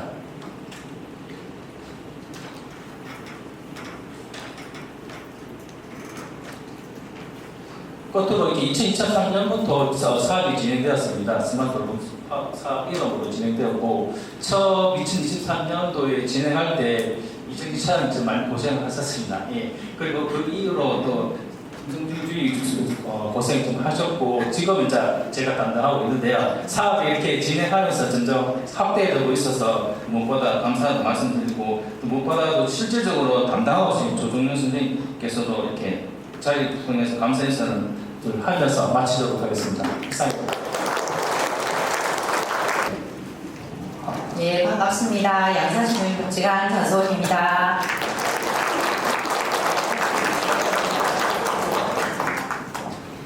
예, 2025년 상반기 선거 보고인데 여기 내용에는 담지 않았는데 꼭 방송하고 자랑하고 싶은 일이 있어서 욕 듣더라도 하겠습니다. 예, 저희가 그 2024년도에 보건복지부 노인복지관 평가를 받았습니다. 작년 평가다 보니까 결과가 2월 말 3월 초에 나왔습니다. 그래서 올 A 5개 영역 올 A를 받았고 제가 눈이 안 보이는데 240개소 중에서 5개 영역 올 A를 받은 곳이 28개, 11%입니다. 그래서 이거 꼭 자랑하고 우리 직원들에게 박수를 보내겠습니다. 이 자리 알면 못할 것 같아가지고요. 네, 그 다음에 순서대로 상반기 KPI 실적을 발표하겠습니다. 저희가 점수를 보시면 알겠지만 앞에 이전에 작년까지 했던 KPI와 지금 KPI는 조금 지표 설정이 조금 다릅니다. 또 50%가 되면 50점이 되는 게 아니라 80%가 초과되어야지 10점에서 뭐 3점이 된다거나 뭐 이렇게 지표들이 수립되어 있어서 실은 상반기 성과에 어떤 지표 점수가 의미가 있나 하는 생각이 들 정도로입니다. 그래서 보시면 저희는 44.40%입니다. 그래서 보시면 사각지대 시스템 구축이 60% 미만이면 0점입니다. 10점에서. 그렇기 때문에 상반기, 하반기가 되어야지 이렇게 넘어가기 때문에 달성도에서는 문제가 없지만 이게서 50% 달성하지 않는 기간이 문제가 있는 것은 아닌 걸로 지표를 이해하시면 될 것 같습니다. 그래서 의미가 없어서 간단하게 얘기하고 넘어가겠습니다. 제가 주요 성과는 6가지 정도 뽑았습니다. 저희 노인복지관에는 어르신들이 지역 안에서 행복하게 존엄한 존재로 살아갈 수 있게끔 지역 안에서 살아갈 수 있도록 하는 것이 저의 노력입니다. 그 가운데 상반기에 어떤 활동들이 있었을까 한번 돌아봤었고 그것 중심으로 주요 성과들을 말씀드리겠습니다. 첫 번째, 주도적인 자치 활동을 확대했습니다. 실은 이렇게 모든 사람이 행복할 때는 자기 것을 할 때가 가장 행복하지 않습니까? 일도 남의 것을 시키는 것이 아니라 내가 하고 싶은 일을 하고 내가 기획하는 일을 할 때 담당자들이 기쁨 꾸고, 어르신들도 마찬가지입니다. 우리가 짜놓은 프로그램과 사업이 아니라 어르신들이 하고 싶은 활동들을 하실 때 가장 행복해하고 뿌듯해 하시기 때문에 우리 모든 활동에 어르신들의 의견을 여쭙고 자치활동 확대하기 위한 노력들을 많이 했습니다. 그래서 선배심의위원회가 모든 선배 심의 활동을 심의하고 주도하는 활동들을 하셨고, 또 우리 복지관에 장미가 있는 것은 아십니까? 저 위에 장미가 있습니다. 그래서 텃밭이 아니고 텃밭으로 활용하고 있는 옥상 공간에 그 장미 음악회를 저희 어르신들 희망예술단에서도 기획해서 준비하셨고요. 또 우리 어르신들이 차를 만들어서 성년의 날에 나가자, 아이들에게 나가자, 그렇게 해서 이런 활동들은 좋았더라, 그렇게 평가하시고 기획하고 본인들의 목소리로 말씀하시는 모든 활동들을 저희가 전국적으로 활동들을 하고 있고, 이런 활동들이 상반기에 이제 간단하게만 정리한 것이고 이것뿐만 아니라 많은 활동들이 있습니다. 그것이 우리의 성과가 아닐까 첫 번째 생각합니다. 두 번째는 그럼에도 불구하고 저희 어르신들은 경제적인 어려움, 우리나라의 경제적인 가난도가 되게 높고, 그리고 고립도가 거의 30%가 되고 우울이 13.8%가 되고 치매율이 또 11%가 됩니다. 그럼에도 불구하고 노인복지관이 여가복지시설로 시작을 했지만 종합적인 복지 서비스를 담당해야 되고 정서 심리적인 격리감이 있는 어르신들을 지원하는 것들을 끊임없이 노력해야 됩니다. 그럼에도 불구하고 어르신들이 좋아하는 것은 노래교실이고 어르신들이 좋아하는 것은 댄스입니다. 그럼에도 불구하고 저희가 회원가입을 할 때 우울이라든지 고립감 있는 어르신들이 상당히 많습니다. 그래서 그 프로그램들을 정기적으로 그 어르신들에게 발굴하고자 캠페인을 하고 또 연계하는 활동들을 했었고, 그것이 저희는 전문기관이 아니기 때문에 정신보호센터와 연계해서 그 데이터를 직접 연계되어서 필요한 어르신들에게 서비스가 갈 수 있도록 지원했습니다. 그리고 비자발적인 참여자가 많기 때문에 다양한 체험 활동들을 많이 시도를 했었습니다. 그리고 전문성 확보하기 위해서 연계 많이 했고요. 그리고 많은 기관과 연계해서 사료 관리할 수 있는 시스템, 그리고 담당자가 우리가 사료관리하는 지원 대상자뿐만 아니라 정서 지원이 필요한 대상자를 지속적으로 관리하고 복지관에 참여할 수 있게끔 하는 것들로 이제 단계적으로 이제 개입하는 것들을 노력하겠습니다. 세 번째는 저희가 우수 사례로 나중에 자세하게 말씀드리겠지만, 저희가 디지털이 그 어르신들에게는 되게 이제 기술도 많이 떨어지고 기술은 많이 높아지는데 우리 어르신들의 이렇게 영역들을 숙소되다 보니까 그것이 자신감이 떨어지고 고립감이 많아집니다. 그래서 디지털에 대한 어떤 적극성을 강화하기 위해서 맞춤형 수준별 프로그램을 다양하게 운영을 했고요. 그리고 다양한 접근들을 했었습니다. 그래서 직접 방문해서 하는 실습이라든지, 그리고 전문기관의 국립과학원과 연계해서 영상 제작 발표를 하고 유튜브 크리에이터 제작까지 어르신들이 양성을 하시기도 하셨고요. 그리고 상설적으로 저희 밑에 3층에 보시면 알겠지만 키오스크 존이 상시로 인력이 배치되어서 운영이 되고 있습니다. 그리고 우리 어르신들도 공사단이 스마트폰 무엇이든지 물어보세요 하는 매주 이렇게 부스 운영을 하고 있고, 그리고 이제 수준별로 얘기했지만 우리 어르신들이 직접 또 완전 초기 가서 한 10번 물어봐도 또 대답해주는 또 교환 기초반을 운영을 하면서 다양한 접근들과 상시적이고 정기적이고 또 그렇게 어르신들이 또 재미있게 접근할 수 있는 다양한 노력들을 저희가 했었습니다. 네 번째로 성과는 사회 참여 활성화 및 다양화입니다. 저희가 노인복지관에서는 사회 참여, 선배 시민이라는 화두를 두고 많이 지금 얘기하고 있습니다. 그 이유는 무엇이냐면 어르신들이 실은 몸도 안 좋아지시고 사회관계도 단절되시고 경제적인 것도 없다 보니까 이제 역할들이 축소되고 힘들어지시잖아요. 근데 우리는 모든 사람들이 사람과 관계할 때 정말 행복함을 느끼고 사람으로서 살아갈 수 있는 것들이 됩니다. 그래서 어르신들이 그런 활동들을 할 수 있게끔 본인들이 좋아하고 잘하시는 활동이 무엇인지를 다양하게 접목시키고 시키고 개발하고 함으로 인해서 자주 모임을 활성화시키고 교육하고 또 지역 안에서 그런 활동을 할 수 있게끔 그냥 기존에 있는 활동 말고도 신규 동아리 활동으로 이제 계속하고 있습니다. 그 신규 동아리가 사회참여 동아리로 1년 동안 하셨다가 또 거기에서 한 번은 지역 안에서 봉사활동을 하시고 또 내년에는 그거는 정기 봉사활동으로 또 가시고 그렇게 하면서 어르신들이 우리가 이런 활동에 대해서 주도적으로 평가하고 기획하면서 또 지역 안에서 본인들의 역할들을 찾아가시고 그렇기 때문에 또 지역에서 보실 때 어르신들의 모습으로 통해서 어르신들이 인정하고 또 존중하고 그런 삶을 통해서 다 함께 이 지역 안에서 어르신들이 살아갈 수 있는 관계들을 이어볼게 하는 그런 걸로 인해서 우리가 사회 참여 사업을 다양하게 펼치고 있습니다. 2023년부터 2025년도로 보면 저희가 양적으로도 2배 넘게 이렇게 계속되었고 계속 봉사단과 봉사자 활동들이 적극적으로 이렇게 이어나가고 있습니다. 근데 이거는 양적뿐만 아니라 질적인 부분도 직원들이 기획하는 것보다 이제 어르신들이 먼저 말씀하시기도 하고 어르신들에게 저희가 여쭤보면 어르신들이 의견을 주셔가지고 또 하는 질적인 어떤 변화들도 같이 가져가고 있는 상황입니다. 그래서 저 어르신의 행복한 모습 보이죠? 네, 저런 포착을 좀 많이 해달라고 제가 얘기했는데 이 사진 딱 마음에 들었어요. 예, 어르신들이 뜨개질 동아리가 새로 이렇게 구성이 되었고 뜨개질이 취미여가에 그칠 수가 있지만 이 취미여가에 그치는 것이 아니라 지역 안에서 나눔을 하고 본인들이 지역과 관계하는 것을 도구로서 활용할 수 있게끔 하는 것들인데 뜨개질 동아리는 쉽게 어르신들이 접목하시면서 좋아하시는 활동이라 가지고 실은 20명의 대기까지 더 있는 상황입니다. 그래서 그렇게 어르신들이 좋아하는 활동들을 확대시키고 지역 안에서 참여 활동하고 뿌듯하게 느끼고 그래서 지역 안에서 같이 어울러서 살아가는 그런 모습을 우리는 그리고 있습니다.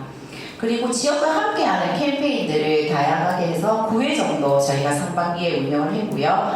그리고 서울시민의 그 지혜 나눔 활동을 146번 하셨습니다. 물리치료사께서요. 그렇게 다양하게 저희가 활동을 했고요. 잠깐만요. 네 번째 활동은 그래서 사회 참여 활성화가 그 프로그램 자체의 목적이 아니라 우리가 바라보는 그 방향과 목적이 그곳에 있기 때문에 저희가 중심적으로 하고 있다는 것을 이해해 주시면 될 것 같습니다.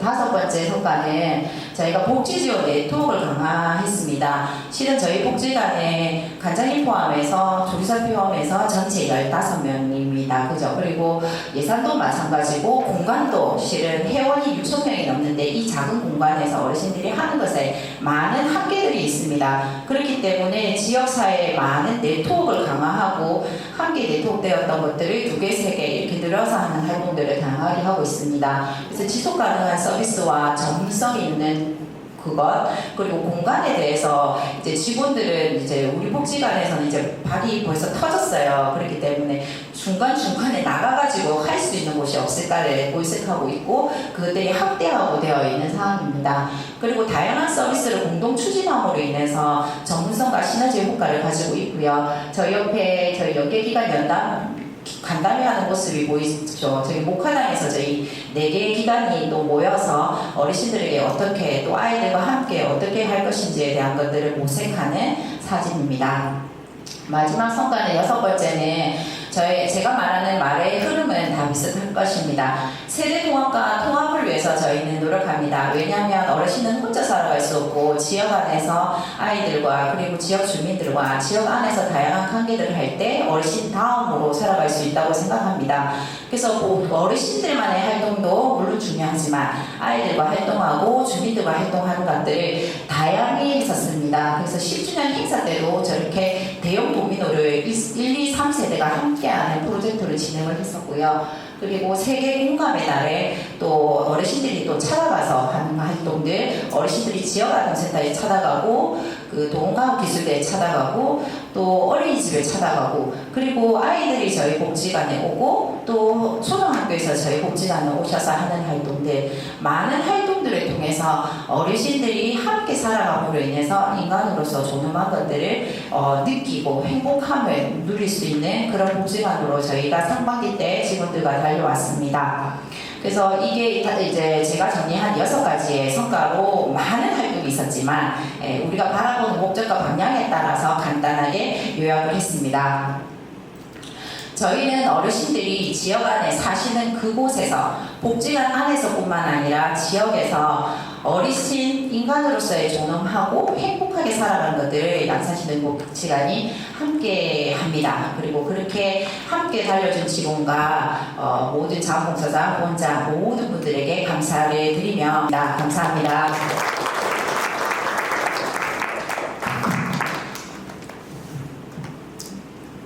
네, 반갑습니다. 상반기 성과보고의 발표를 맡은 양산시민복지관 노년사회교육 담당자 장미선입니다.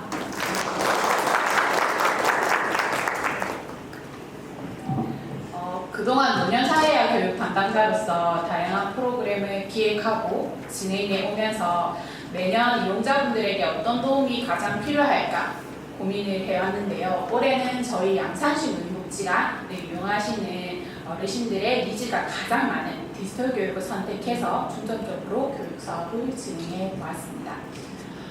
우선 2024년도까지 저희 노인복지관의 디지털 교육은 도입과 확대 전환이라는 3단계의 진행으로 디지털 교육이 진행되었는데요. 우선은 디지털 교육 해소, 격차 해소의 필요성에 의해서 기초 컴퓨터 중심의 교육을 제공하는 도입 단계와 실생활에서 디지털 활용 증가로 스마트폰 기초 사용법, 카카오톡 등 메신저 사용법 등의 교육을 제공하는 확대의 단계, 코로나로 인해서 생성된 비대면 서비스 급증으로 플랫폼 사용법 교육과 온라인 교육, 컨텐츠 및 실시간 수업을 위한 교육을 제공하는 전환의 단계, 이렇게 총 3개의 단계로 저희 디지털 교육이 진행이 되었습니다. 어떻게 하면 이용자분들에게 좀 더 필요한 교육으로 발전시킬 수 있을까라는 고민을 좀 했었고, 그 과정에서 진화와 미래라는 2가지 키워드를 담당자로서 조금 노출을 하게 됐고요.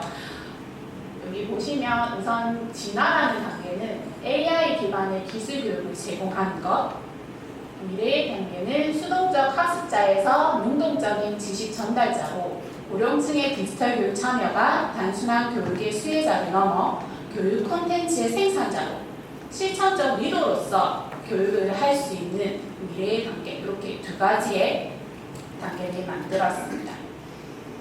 이를 통해서 AI 기반의 기술을 제공하는 단계와 수동적 학습자에서 미래의 단계를 제공하는 이 4가지 단계를 만들게 되었는데, 진화의 단계의 교육을 보시면 저희가 올해 2가지 교육을 진행을 했습니다. 앞에 저희 부장님께서 말씀하셨던 이론만 배우는 수업이 아니라 실질적으로 현장에 나가서 직접적으로 할 수 있는 현장 실습형 디지털 교육이라는 디지털 동네마시를 운영을 하였고요. AI 기반 서비스를 이해하고 일상생활에서 사용되는 AI 기술을 상시적으로 접할 수 있는 체험형 디지털 교육인 상설 디지털 체험존이라고 저희 현재 3층 복지관 3층에서 지금 운영되고 있습니다. 5번째 단계로 자신의 경험과 지식을 담은 디지털 콘텐츠를 제작해서 유튜브를 통해서 지식 공유 활동을 하는 우리도 유튜브 크리에이터 사업을 진행을 하였고요. 마지막으로 스마트폰 그것이 알고 싶다라는 프로그램을 진행하였는데, 이 프로그램은 제 프로그램은 아니지만 홍노무 관장님께서 말씀하셨던 노년사회학 교육은 중간 단계의 과제를 진행을 한다라고 말씀하셨잖아요. 그거랑 똑같이 저희 쪽에서 사회 참여적으로 하는 중간 단계 역할로서 이 사업을 진행을 했습니다. 이렇게 총 4가지 교육을 개발하고 진행을 하였고, 현재도 진행을 하고 있습니다. 좀 빠르죠? 아니요. 그래서 저희는 총 이렇게 5가지의 단계로 만들었는데요. 이 5가지를 통해서 저희 복지관의 발전된 교육으로 제가 만들었습니다. 도입, 확대, 전환, 진화, 미래 이렇게 저희 노인복지관만의 디지털 교육의 단계가 완성이 되었고 이러한 디지털 교육의 발전을 통해서 저희는 총 3가지의 성과가 있었는데요. 우선 첫 번째로는 단계별 교육 설계를 통해서 디지털 격차를 해소하였고요. 두 번째로는 AI 기반 신기술 교육으로 미래사회 적응력 향상을 보았고, 세 번째로는 수동적 학습자에서 능동적 지식 전달자로의 전환을 이루게 되었습니다. 원래라면 이쯤에서는 사업 성과 영상을 3개 되잖아요. 근데 사실은 이렇게 빨리 성과 보고회가 진행될 줄 모르고 좀 빨리 맞춰드리기 위해서 피하기 위해서 저희 인스타그램과 유튜브고요. 사실은 저희 팔로우 수를 늘리려고 하는 건 아니고 저희 디지털 교육에 대해 관심이 있으실 것 같아서 다 휴대폰 가지고 계시잖아요. 네, 열으셔서 한번 보시고 디지털 교육 참 좋다 하시면 팔로우와 구독, 좋아요 하겠습니다. 네. 이상으로 양산시 노인복지관 노년사회교육 담당자 장미선이었습니다. 감사합니다. 시작해도 될까요? 네. 아유, 너무 떨리네요. 심장입니다. 약간 지루하신 것 같아서 저희는 약간 변주를 두겠습니다. 그 진행 순서를 조금 달리해서 진행할 수 있도록 하겠습니다. 저희가 시작 첫 번째 순서로 저희 흥남노인복지관의 KPI 실적을 공유드리고, 그리고 우수 사례를 공유드린 다음에 저희 사업 성과를 담은 영상을 짧게 보는 걸로 그 순서로 사업을 소개를 진행할 수 있도록 하겠습니다. 안녕하십니까, 흥남노인복지관 김사장입니다. 너무 도전적이었나요? 저희 상반기에 흥상노인복지관은 지역의 노인분들을 위해서 정말 다양한 사업들을 진행을 했습니다. 그 중에서 너무너무 꼽기 힘들었었는데 오늘 성과 보고회를 계기로 해서 우리 재단 직원분들과 꼭 나누고 싶은 따뜻한 이야기가 있어서 제가 이 자리에 섰습니다. 그럼 본격적으로 저희가 우수 사례 발표하기 전에 웅산노인복지관의 KPI 실적을 공유드릴 수 있도록 하겠습니다. 저희 핵심 성과 지표 달성률을 보시면 오른쪽 하단에 43.3%로 저희가 상반기 사업 운영 성과를 토대로 해서 안정적으로 운영되고 있고요. 그리고 하반기에 계획된 사업들까지 포함됐다라고 생각하면 연말에는 비교적 원만하게 실적을 무난하게 달성할 수 있을 것으로 기대됩니다. 그럼 다음으로 저희가 올해 상반기 진행됐던 예술나눔 아뜰리에 사업 운영 활동 공유를 드릴 수 있도록 하겠습니다. 예술나눔 아뜰리에 사업 같은 경우에는 저희 사업 성과 상반기 사업 성과회와 목적을 같이 하는 부분들이 정말 2월부터 7월까지 진행됐던 사업이거든요. 그래서 상반기 활동들을 공유드릴 수 있도록 할 거고요. 올해 처음 운영된 사업이라고 생각하시면 될 것 같습니다. 예술나눔 아뜰리에 사업 같은 경우에는 어르신들이 평생교육 프로그램 어디서도 많이 하시잖아요. 그래서 단순히 문화예술 프로그램으로 작품을 만드는 것에서 나아가서 참여자 스스로 가치를 잘 발견하고 지역사회 그리고 세대 간 마음을 나눈 소중한 계기가 되었습니다. 저희가 6개월 정도의 짧은 시간이었지만 이 과정은 지역 주민과 참여자에게 있어서 마음이 깊은 울림과 변화를 남겼습니다. 오늘 그 이야기를 들려드릴 수 있도록 하겠습니다. 다 늦어서 지금 배워서 뭐 하겠노? 라고 생각했는데 아니더라고요. 뭐든 늦은 건 없는 것 같아요. 이거는 예술나눔 아뜰리에 전시회를 본 동료 시민인 한 노인분께서 남겨주신 말이고요. 그리고 한 청소년은 나이에 상관없이 뭐든 할 수 있다는 자신감을 주셔서 감사해요 라는 소감을 남겼더라고요. 저는 이 두 문장이 우리 예술나눔 아뜰리에 사업의 모든 의미를 압축해서 보여주고 있다고 생각합니다. 그래서 이 사업이 이 두 문장을 어떻게 현실로 만들어 내었는지는 여러분들과 지금부터 공유드릴 수 있도록 하겠습니다. 예술나눔 아뜰리에 사업 같은 경우에는 어르신들이 문화예술 활동을 통해서 자아 존중감을 회복을 하고 우리 노인분들의 작품을 지역 곳곳에 전시를 함으로써 그림 작품을 구실로 해서 세대 간 소통할 수 있는 기회를 마련하는 부분들, 그리고 작품을 통해서 노인에 대한 긍정적인 인식을 확산하는 것을 그 목적으로 합니다.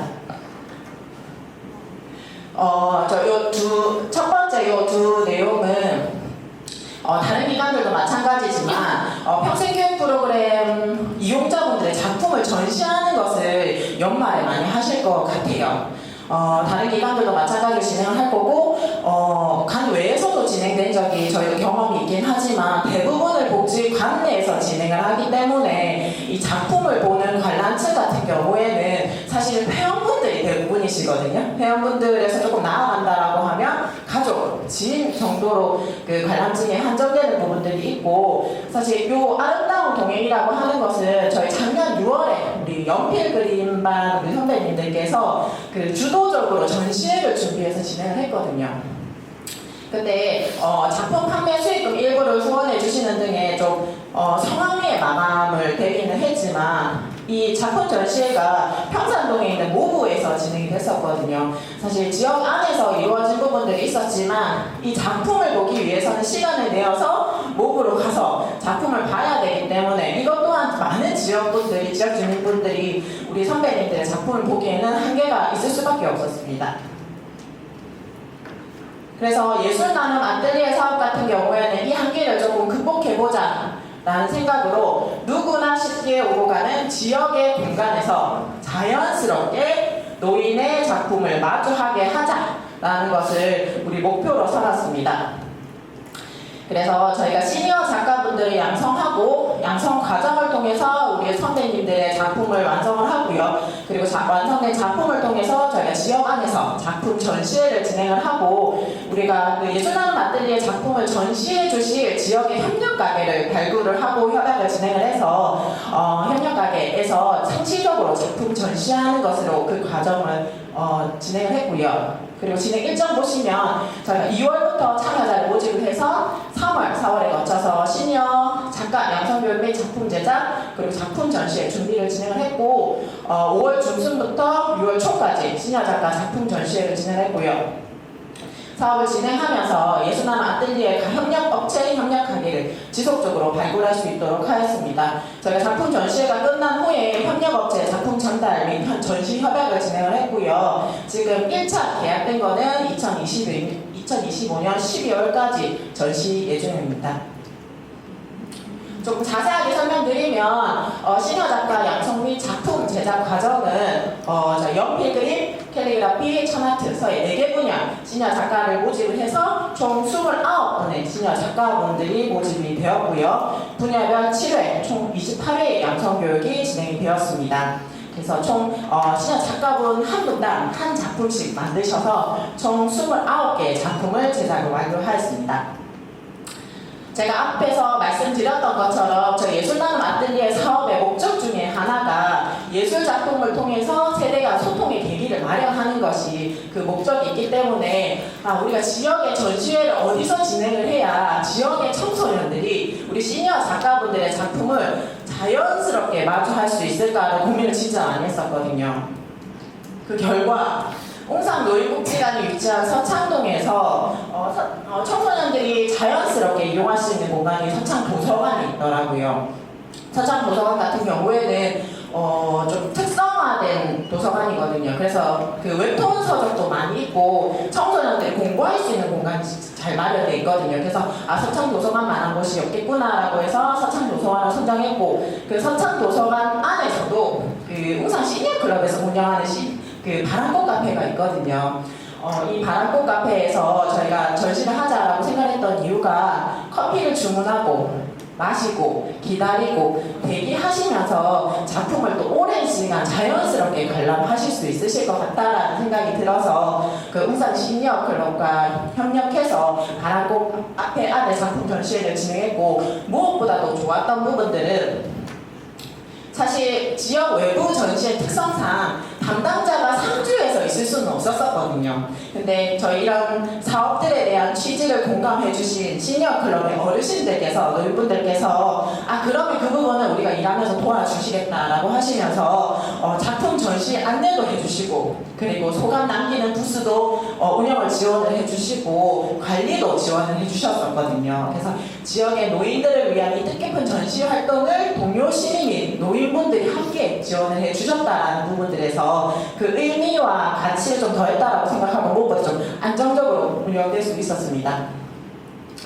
저희가 그 전시회장 한켠에 이렇게 그 시니어 작가분들을 응원하고 그리고 관람 소감을 남길 수 있는 요거 부스를 하나 요 공간을 하나 만들었었거든요. 그래서 저희가 2주 정도 전시를 진행했었는데 한 200명 정도가 관람을 해주셨었고 200명 중에 90명이 관람 소감 및 응원 메시지를 남겨주셨습니다. 이 내용 보시면 아시겠지만 간단하게 작성된 것보다 두줄 세줄 이렇게 정성스럽게 작성해 주신 소감들이 굉장히 많이 있더라고요. 이런 작품 소감이 더 많이 남겨질 수 있던 부분들은 다른 공간에서 우리 지역 주민들을 애써주신 우리 선배님들이 있었기 때문에가 가능했었거든요. 그 앞서 말씀드린 그 동아리 관련해서 저희 용산 노인복지관에서도 그 실버 동아리가 있거든요. 그래서 어르신들이 활동 주제를 정해서 그 활동 주제를 통해서 주도적으로 자조적으로 동아리를 운영하고 그 주제와 관련된 재능 기부 활동을 하는 동아리가 있습니다. 이 동아리 같은 경우에는 올해 처음 구성된 동아리거든요. 그래서 그 뜨개 동아리 한 땀 한 땀 동아리입니다. 이 동아리 회원분들한테 저희가 이런 사업에 대한 취지를 말씀드리니 그러면 우리가 지역 주민들을 조금 행운을 주기 위한 네잎클로버 열쇠고리를 만들어주고 싶다라고 이야기를 해주시더라고요. 그래서 이 뒤에 배경 사진으로 조금 희미하게 들어가 있는 사진인데 이게 장소가 보시면 복지관이 아니고 어르신 아파트 집이거든요. 그래서 뜨개 동아리 같은 경우에는 매주 우리 회원분들 돌아가시면서 아파트에서 모여서 뜨개 활동을 하시거든요. 그래서 한 달 정도 넘는 기간 동안 매주 모이셔가지고 네잎클로버를 기계처럼 쓰셨어요. 한 200개 정도 기계처럼 200개 정도 넣어주셨었고 여기 밑에 하단에 그림 보면은 이게 마무리하는 작업으로 복지관에 같이 와서 마무리해 주셨었거든요. 여기 보시면 마무리 작업으로 요 고리를 달고 속지를 넣고 요 포장하는 작업들을 우리 도란도란 간장님실에서 모여서 이렇게 뜨개 활동 진행하고 여기 간장님께서 손을 이렇게 거들어주시고 계십니다. 이런 정성이 더해졌기 때문에 더 많은 지역분들께서 따뜻한 소감을 남겨주셨지 않을까라고 생각을 했습니다. 정말 많은 분들이 소감을 남기셨었고 담당자가 매일매일 가서 요거를 뜯고 다시 붙이고 정리하는 작업들을 매일 진행을 했었는데 이런 그 소감들을 정리하면서 저도 너무 마음이 따뜻해지더라고요. 보시면 뭐 살면서 좋아하는 것, 원하는 걸 하시는 모습이 존경스럽습니다. 봄날의 햇살처럼 따뜻했어요. 그리고 민들레 그림이 예뻐요. 마음에 와닿았어요. 저는 6살이에요. 6살은 이 글을 못 쓰거든요. 근데 이름 쓰고 하고 엄마가 써준 것 같아요.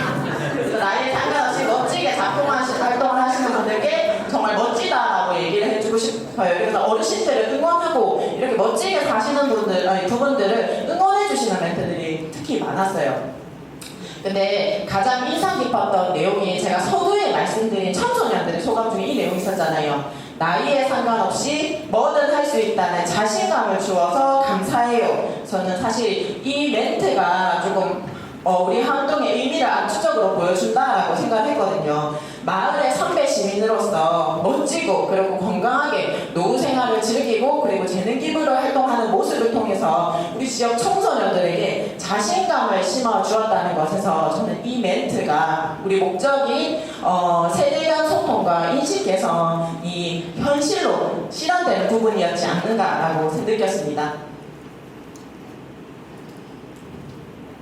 그리고 무엇보다 이 전시 활동을 통해서 우리 청소년과 노인의 세대 간 마음의 장벽이 조금 허물어졌다라고 생각을 하고요. 마음의 따뜻함이 이어진 이건 청소년이 우리 소감 적어주시는 모습이고 이걸 우리 청소년이 적어주신 멘트거든요. 그래서 이 계기를 통해서 조금 마음이 이어지는 따뜻한 순간을 제가 직접 목격하는 순간이었다고 생각합니다.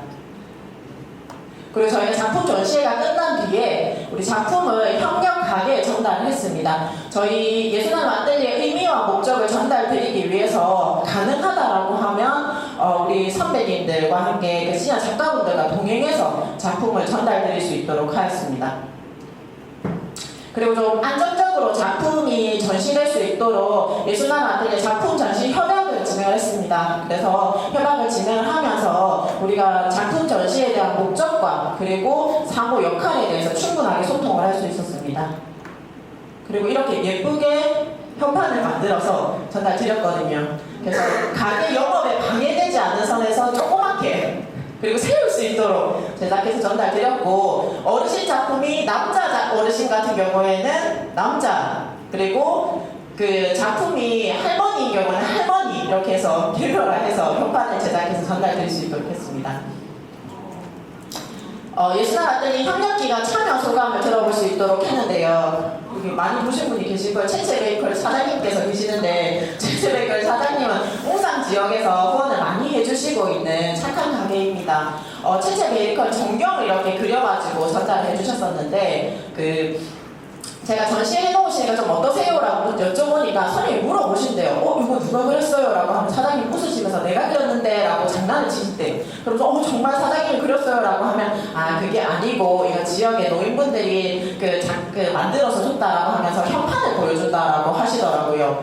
그리고 이거는 웰스라고 저희 지역 카페 사장님이시거든요. 그래서 이 사장님 작품을 전달드리니까 어디에 전시를 해야 많은 분들이 볼 수 있을까 진짜 많이 고민하시는 모습을 보여주셨거든요. 이 작품을 보시면서 그 작품을 구실로 해서 그 손님들이랑 이야기할 수 있는 구실이 더 많이 생기셨다라고 하셨었고, 그리고 보시는 손님들마다 진짜 지역의 노인분들 정말 멋지다라는 얘기를 많이 해주셨다고 합니다. 예술하는 아틀리에 협력기관 작품 연계 현황입니다. 복지유관기관, 어린이집, 카페 및 식당 등 19개소 전시 협약을 진행했고요. 총 29개의 작품이 연계가 되었습니다. 지금 내용 쭉 한번 가게를 한번 살펴보시고 식당이 많거든요. 그래서 어디 점심 먹으러 갈 생각이 있으시거나 저녁을 먹으러 갈 생각이 있으시다라고 하면 우리만 착한 가게 예술하는 아틀리에 협력 가게를 방문하셔가지고 어르신 작품을 한번 보시면서 미소 한번 지으시고 사장님께 따봉 한 번씩 날려주시면 감사하겠습니다. 미소와 따봉. 그리고 마지막으로 예술하는 아틀리에 시니어 작가분들의 이야기를 한번 조금 간단하게 한 사례를 들려볼 수 있도록 하겠습니다. 요 사장님 같은 경우에는 우리 서창동에 저희 샐러드 맛집이 있거든요. 브로시라고 있습니다. 그 사장님이시고, 요거는 우리 아틀리에 김정자 작가님이십니다.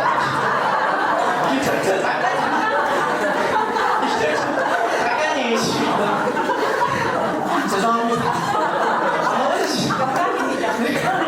작가님이신데 우리 작가님께서 브로 전경을 이렇게 연필 그림으로 남겨주셨었거든요. 그래서 우리 작가님이랑 같이 작품을 전달드리기 위해서 방문을 했습니다. 그래서 예술하는 아틀리에 시니어 작가 양성 같은 경우에는 교육을 담당하고 있는 이진아 대리님이랑 함께 진행했었고, 이진아 대리님께서 함께 동행해서 방문을 했거든요. 근데 방문을 하니까 저희 우리 사장님이 너무너무 깜짝 놀라시더라고요. 이 정도를 잘 그려주실지 몰랐다라고 얘기를 해주시면서 우리 가게를 이렇게 오랜 시간 이렇게 정성껏 들여주셔서 이렇게 대단한 그림을 만들어주신 게 너무 고맙다고 우시는 거예요. 근데 그 모습을 보고 어르신도 같이 우시는 거예요. 그래서 이 두 분이 당일날 처음 보는 사이셨는데 가게 한켠에 서서 서로 계속 고맙다는 이야기를 주고받으시더라고요. 그래서 저희가 요 전달식이 끝나고 나서 복지관에 돌아오면서 이게 전달 사진을 어머니께 작가분께 전달을 드렸거든요. 이렇게 오늘 작가님 덕분에 마음이 뭉클해졌고 기분 좋은 하루가 될 것 같다라고 남기니까 고맙다고, 이렇게 감동받아 보기에는 처음이라고, 복지관 다니길 행운이라고, 감사합니다, 행복하세요라고 얘기하시더라고요. 어머니께서 거의 70세가 가까이 되셨는데 70년 인생에서 이렇게 행복해 보기에는 처음이라고 얘기를 해주시더라고요. 거짓말이라도 참 기분 좋은 멘트였거든요. 그래서 작가님을 모셔다 드리고 복지관에 돌아와서 한 며칠 있다가 어머니께서 복지관에 다시 와주셨어요. 다시 와주셔가지고 이야기를 하나 남겨주시더라고요. 우리 손자가 대학교에서 그림을 공부해요. 이번 추석에 오면은 가게에 꼭 데리고 가서 보여줄 거예요. 할머니도 할 수 있다는 것을 손자에게도 보여주고 싶거든요. 이 멘트를 남기시더라고요. 그래서 저희는 이 멘트를 보고 어르신들이 이렇게 예술 작품을 만드시는 것이 단순 취미생활을 넘어서 세대에 있는 자부심 그리고 자신감으로 연결되었다는 것을 조금 느낄 수가 있었습니다. 그리고 실제로도 저희가 어르신들을 작가님들 대상으로 자아존중감 사전 사후검사를 진행을 했거든요. 그래서 사전 사후검사를 진행을 했을 때 이게 퍼센테이지가 아니고 평균 3.6점이 향상이 되었습니다. 이게 기준 점수로 생각하면 10%가 넘는 점수의 향상을 보였고요. 참여자의 한 80%가 자아존중감 향상을 경험한 것을 그리고 우리 수치로 확인할 수 있었습니다. 이렇게 예술단 아뜰리에 사업 같은 경우에는 단순히 아뜰리에라고 해가지고 작품을 전시하는 것에서 나아가서 참여자의 자신감 회복, 세대 간 연결과 공감, 지역사회 인식 변화 이 세 가지를 동시에 만들어냈다라고 생각을 합니다. 울산노인복지관은 이런 성과를 기반으로 지역사회 그리고 세대 간을 아울러서 우리 지역의 노인들을 중심으로 해서 다양한 문화예술 프로그램을 기획해서 운영할 예정입니다. 마지막으로 우리 지역의 노인분들이 우리 지역 곳곳에 우리 지역의 노인분들이 예술이 살아 숨쉴 수 있도록 그리고 세대 간 소통의 감동의 순간들이 계속 이어질 수 있도록 울산노인복지관이 함께 할 수 있도록 한 다짐을 말씀드리면서 사업 공유를 마무리하도록 하겠습니다. 다음으로 2015년도 상반기 저희 울산노인복지관의 사업 성과를 간단하게 보여드리는 아주 짧은 영상 보여드리면서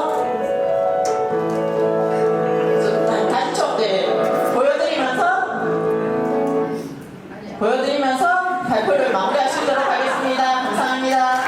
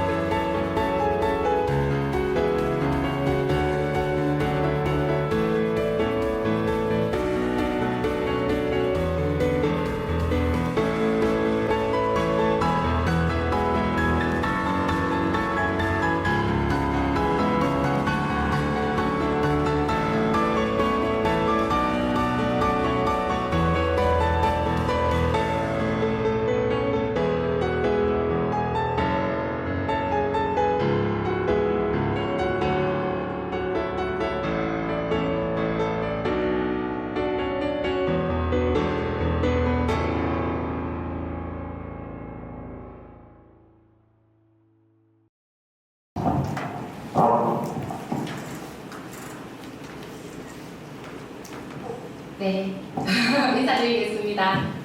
반갑습니다. 신한프로복지관 조정원입니다.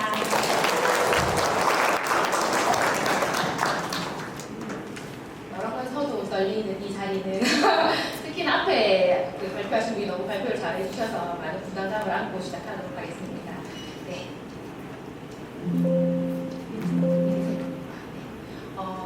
첫 번째로 저희가 상반기 KPI 실적 말씀드리고 그리고 저희 복지관 사업들 중에서 중점 사업 그리고 올해 처음으로 시작한 신규 사업 그리고 특화 사업 그리고 마지막으로 저희가 또 하반기에 진행될 사업들까지 해서 또 순서대로 말씀드리도록 하겠습니다. 먼저 그 상반기 KPI 실적입니다. 저희가 13개 지표 중에서 저희가 하반기에 진행된 저희가 성과 보고회와 그 자료집 발간을 제외하고는 계획대로 다 진행이 되었습니다. 그래서 49.48% 달성을 하였고 하반기에도 계획대로 진행한다면 100%까지는 무난하게 달성할 것으로 보입니다.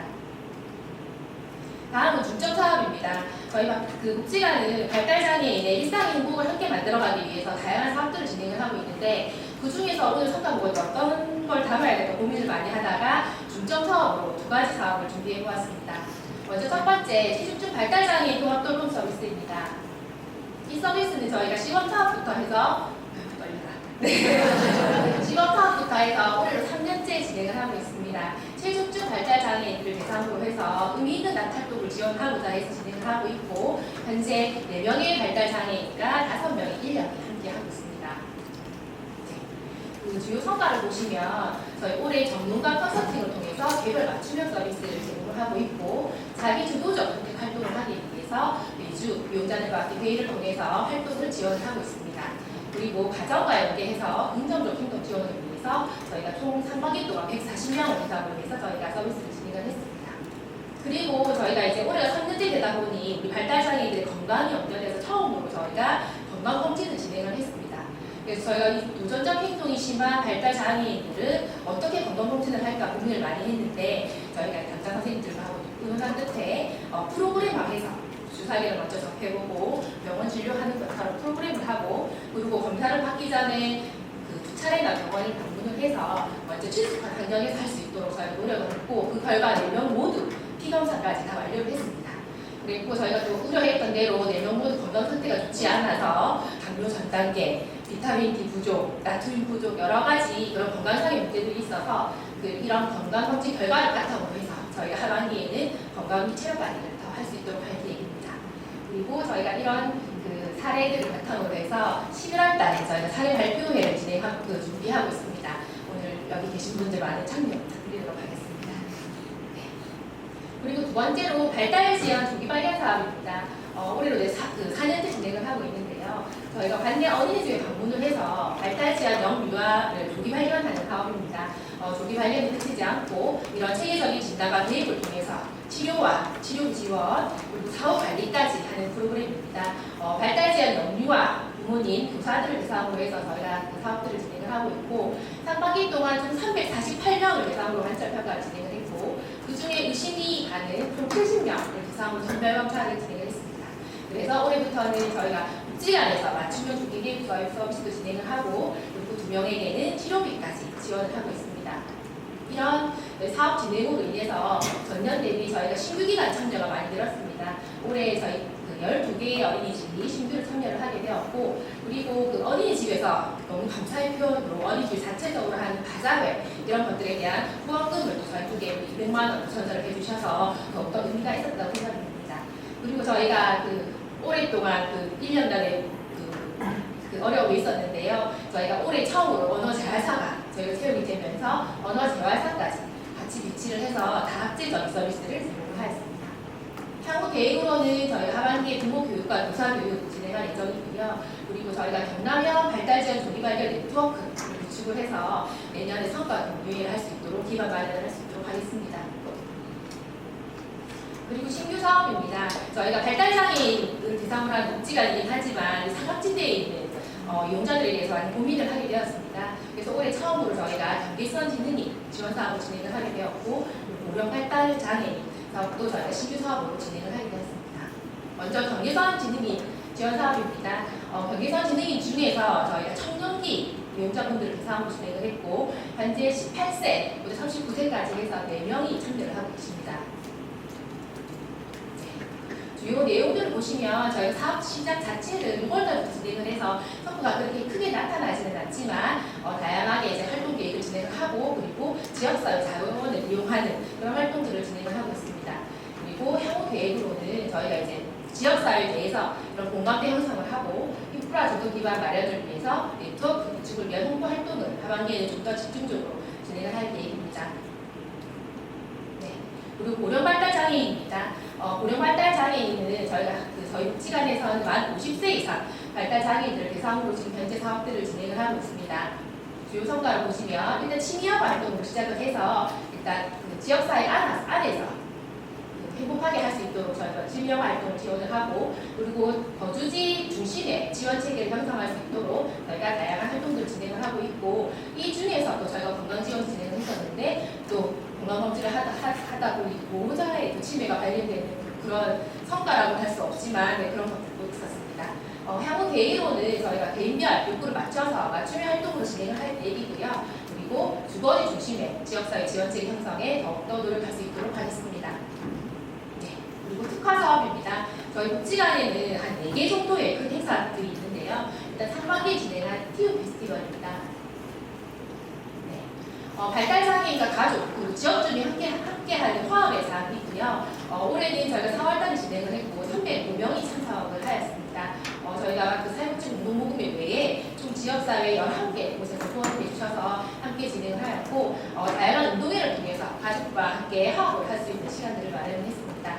그 성과로는 갈수록 저희가 이 참여자가 많이 높아지고 있습니다. 그래서 올해는 저희가 홍성문화체육센터에서 진행을 했는데 이 정도 추세로 가다 보면 더 넓은 장소로 아마 대여를 해야 되지 않을까라고 생각을 하고요. 그리고 이제 그 행사 만족도가 굉장히 높다 보니 저희 혹시 홈페이지 게시판에 TU 페스티벌을 언제 하나요? 하고 맨날 글이 올라오거든요. 그래서 이런 이용자 만족도에 부합할 수 있도록 진행을 할 계획이고 또 특별히 올해부터는 저희가 당사자들을 TU 운영단으로 저희가 같이 모집을 해서 기획 과정부터 준비, 평가, 내년 사업 진행까지 같이 진행을 하고 있습니다. 그래서 내년에도 이렇게 당사자와 함께 당사자 중심의 프로그램을 운영할 수 있도록 할 계획입니다. 그리고 우리나라의 선생님입니다. 올해로 2번째로 진행이 되었는데요. 저희가 발달장애 당사자와 가족, 지역 주민들을 대상으로 저희가 그림을 통해서 같이 지역사회 통합 환경을 구축하기 위해서 진행을 하였습니다. 지난 6월달에 저희가 경주에 있는 월성 원자력 본부에서 진행을 했고 한국에너지정보문화재단에서 그 전에 지원을 해주셔가지고 저희가 사업을 진행을 하였습니다. 성과로 보시면은 저희가 그 작년에는 경남하고 울산까지만 했었거든요. 근데 워낙 행사에 대해서 이제 신문기사나 이런 입소문들을 통해서 많이 그 요청이 있으셔서 올해는 저희가 경북까지 확대를 해서 진행을 했었습니다.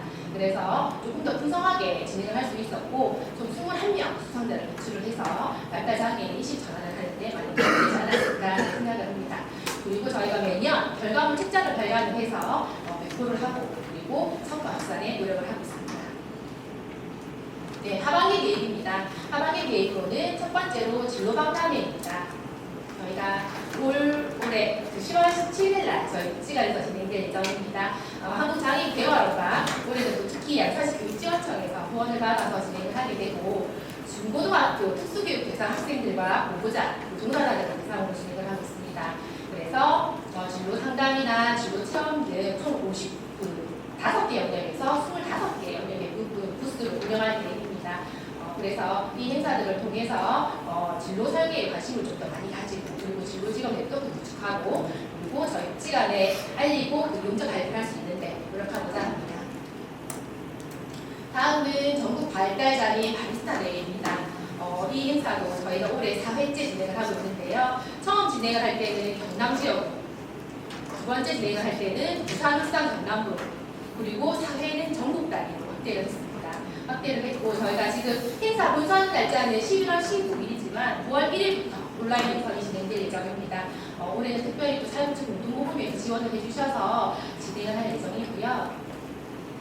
전국 발달장애인이다 보니까 벌써부터 제주도와 서울 쪽에 계신 분들이 신청을 하시겠다고 많이 문의를 주고 계십니다.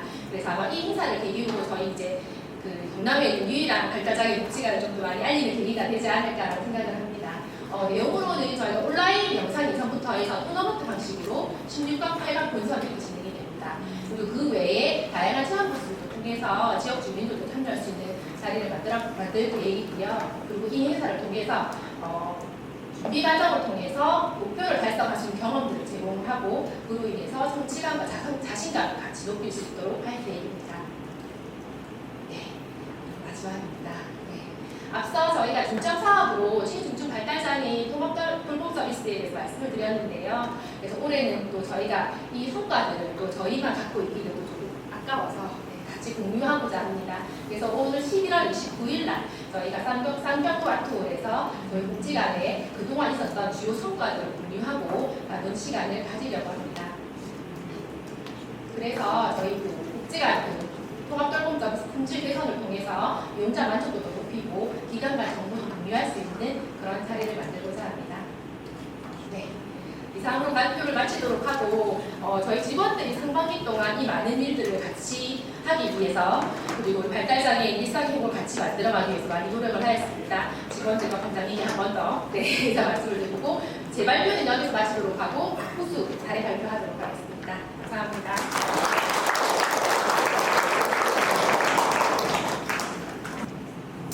네, 반갑습니다. 장애 비장애 현대장애 지원사업 발표를 맡게 된 신화동복지관 박쌤입니다. 먼저 목차는 추진 배경을 시작으로 사업 성과를 끝으로 발표를 마치도록 하겠습니다. 본격적인 사업을 설명하기에 앞서서 사업이 진행되게 된 추진 배경에 대해서 먼저 안내드리도록 하겠습니다. 추진 배경은 총 4가지로 성장 과정 중 부모의 관심과 보살핌 밖에 있다는 소외감과 사회적 시선으로 장애 형제자매를 창피하게 여기거나 잘해주지 못하는 죄책감 등 비장애 형제자매는 장애 형제자매가 없는 일반 아이들에 비해서 더 많은 스트레스를 받고 있으며 심리 정서적 위기에 취약하고 이로 인한 낮은 소외감과 자존감이 발생합니다. 이에 장애 형제자매를 둔 비장애 형제자매들의 건강한 삶에 대한 관심이 필요하고 프로그램 개설의 의견이 다수 발생하여서 본 사업을 추진하게 되었습니다. 이러한 배경을 바탕으로 진행하게 된 사업을 소개해드리도록 하겠습니다. 본 사업은 내 마음의 빛이라는 사업명으로 4월부터 10월까지 매주 토요일간 학년을 구분하여 장애 형제자매를 둔 비장애 형제자매 10명을 대상으로 복지관 내 프로그램 시행과 외부 활동 시에 지역 내에서 활동을 진행하고 있습니다. 본 사업을 진행하는 과정은 아까 봤습니다. 맨 위에 있는 참여자 회의를 기점으로 시계 방향으로 그림책 테라피, 공개 활동, 외부 체험 활동, 학부모 간담회 순으로 사업이 종료가 되게 되는데요. 매주 3가지 활동을 진행하는 것이 아니라 그림책 테라피 활동은 월에 2번, 공개 활동은 월에 1번, 외부 체험 활동 월에 1번 이렇게 하고 난 다음에 학부모 간담회를 기점으로 사업이 종료됩니다. 이러한 과정으로 진행하는 사업들의 세부 내용을 사진과 함께 좀 더 자세히 보도록 하겠습니다. 첫 번째로 본격적인 활동을 하기 전에 참여자 회의라는 것을 거치는데요. 참여자들의 결정권과 선택권을 위해서 참여자 회의를 먼저 실시하여서 참여자들이 어디에 가고 싶은지 그리고 어떤 만들기 활동을 하고 싶은지를 그룹별로 이야기를 나눠서 진행하고 있고, 왼쪽에 보시면 초등학교 저학년회 같은 경우에는 아이들이 스스로 이야기하는데 어려움이 있어서 같이 의견을 공유하고 논의하는 시간을 통해서 종이에 적어 발표하는 시간을 가지고요. 오른쪽에 있는 고학년 학생의 경우에는 요새는 전부 다 핸드폰을 가지고 있기 때문에 핸드폰으로 검색할 수 있는 시간을 제공해서 아이들의 결정권과 선택권을 주고 장소 선택을 하는 시간을 가졌습니다. 이를 기반으로 3가지의 활동을 설명해 드리려고 하는데요. 먼저 그림책 테라피 활동입니다. 프로그램이 아이들이 장애든 비장애든 할 거 없이 항상 만들기, 그리고 특히나 가정에서는 결과물이 나오는 프로그램들을 좀 더 선호하시는데요. 그렇지만 장애 비장애 형제자매 지원 사업의 경우에는 심리정서 완화라는 목적을 두고 있기 때문에 그림책 테라피를 통해서 심리정서 완화를 위해 자신의 감정을 이해하고 건강하게 표현할 수 있도록, 그리고 자신을 긍정적으로 바라보는 태도를 형성할 수 있도록 강사 선생님과 논의하여 활동을 구성했고, 지금 저희가 5월부터 진행해서 2달밖에 하진 않았지만은 지금은 우리 아이들이 나에 초점을 맞추어서 진행하고 있고요. 이제 7, 8월은 방학 기간으로 쉬고 9월부터 프로그램이 재개되고 나면은 이제 가족에 대한 초점으로 좀 더 확장하여서 안정적인 가족 관계를 맺을 수 있도록 활동에 집중할 예정입니다. 다음은 공개 활동과 외부 활동을 한 번에 설명해 드리려고 하는데요. 매주 토요일에 나와서 아이들이 내 마음을 들여다본다는 거에 아이들이 조금 힘들어할 수 있어서 아이들이 스트레스를 해소할 수 있는 공예 활동과 외부 활동을 진행하고 있습니다. 그래서 공예 활동은 자신의 표현력을 자연스럽게 발휘할 수 있는 기회를 제공하여 다양한 만들기 활동을 구성하고 있고요. 외부 활동 같은 경우에는 청년자 회의 때 나온 결과를 기반으로 지역 내 영화관이나 체험시설 2군데 갔다 왔고 이제 청년자 회의 때 나온 결과 중에서 아이들이 놀이동산이나 카페에 대한 의견도 있어서 하반기에는 아이들과 놀이동산을 어느 지역에 있는 놀이동산을 갈 건지 선택하여서 스트레스 해소할 수 있도록 하반기에도 진행될 예정입니다. 그리고 아직 2달밖에 진행되지 않아서 진행 과정에서 설명해드렸던 학부모 간담회는 진행되지 않았지만은 학부모 10월에 활동이 종료되고 나면 11월에 학부모 간담회를 통해서 당일연도 사업을 마무리하고 내년도에 사업 진행에 대한 의견을 묻는 시간을 통해서 본 사업이 종료됩니다. 이렇게 진행 과정에 따른 세부 내용을 설명해 드렸고요. 이제 참여자와 보호자의 후기를 안내해 드리려고 합니다. 먼저 보호자의 참여 후기인데요. 총 4가지 후기로 어머님들이랑 주말에 만나서 이제 아이들 프로그램 활동한 소감을 여쭤보니까 이렇게 4가지를 알려주셨어요. 사실 저희 복지관에 그 비장애 형제자매를 데리고 오는 어머니들이 굉장히 많으신데요. 사실 발달장애인 복지관이다 보니 장애 아이들한테 좀 더 집중하는 시간이 많았었는데 이번을 계기로 어머니들께서는 비장애 아이들도 복지관에 한 걸음 더 들어오고 복지관에 대한 긍정적인 생각을 가지게 된 것 같다고 하시면서 장애 형제자매에 대한 이해도가 높아지는 계기가 되지 않았나라고 판단하고 있습니다. 그리고 참여자의 경우에는 특히 저학년은 괜찮은데 고학년 같은 경우에는 자기의 기준이 너무 뚜렷해서 선생님 이거 왜 해야 돼요? 진짜 귀찮은데 저 축구하러 가면 안 돼요? 이런 친구들이 초반에 많았었거든요. 근데 아무래도 장애 형제자매와 같이 하는 프로그램이 아니라 비장애 형제자매들만 모여서 하는 프로그램이다 보니 서로의 공감대를 형성하고 특히나 뭐 동생들이 자꾸 놀아달라고 하는데 귀찮고 싫은 마음이 있다든지 나도 뭔가 하고 싶은 게 있는데 누나를 챙겨야 돼서 좀 속상하다든지 이런 아이들의 그 이야기들을 그림책 테라피 시간을 통해서 조금 자연스럽게 후기들을 들을 수 있었어요. 이러한 아이들의 마음을 통해서 비장애 형제자매들이 장애 형제자매와 함께 여행을 가거나 놀 때가 아니라 오로지 자기를 위해 활동함으로써 가족 구성원 내에서도 가족 관계에서도 좋은 영향을 미쳤다고 판단합니다. 이러한 후기를 통해서 본 사업의 성과는 다음과 같습니다. 작년부터 저희가 장애 비장애 형제자매를 시작을 했어요. 작년에는 사실 수요가 조금 낮게 나와서 작년 대비 6명에서 올해 10명으로 수요가 증가함에 따라서 참여 인원을 확대하여 사업을 진행하였고 장애 형제자매가 있는 비장애 형제자매들이 모여서 자연스럽게 솔직한 감정을 공유하다 보니 부정적인 감정을 차르기나 이런 것으로 던지면서 긍정적인 반응으로 바꾼다든지 이런 변화할 수 있는 기회를 마련하였습니다. 그 과정에서 저희가 처음에 목적으로 잡았던 심리 정서적 안정의 효과 또한 제공했다고 판단이 됩니다. 그리고 마지막으로 앞서 설명드린 성과들로 인해서 사업 참여 전보다 비장애 형제자매가 장애 형제자매를 이해하는 상황이 더 많아짐으로써 가족 구성원 간의 관계에서도 가정에서도 조금 어머님들이 깊게 좀 느끼고 있는 것으로 파악이 되고 있어요. 그래서 가족 간의 관계 회복에서도 높은 영향을 미쳤다고 판단이 됩니다. 남은 2개월 동안 또 하반기 프로그램이 남아있어서 저희가 원활히 추진해가지고 비장애 형제자매를 포함한 장애인 가족을 더 적극적으로 지원할 수 있는 신학으로 복지관이 되도록 하겠습니다. 이사 발표를 마치겠습니다.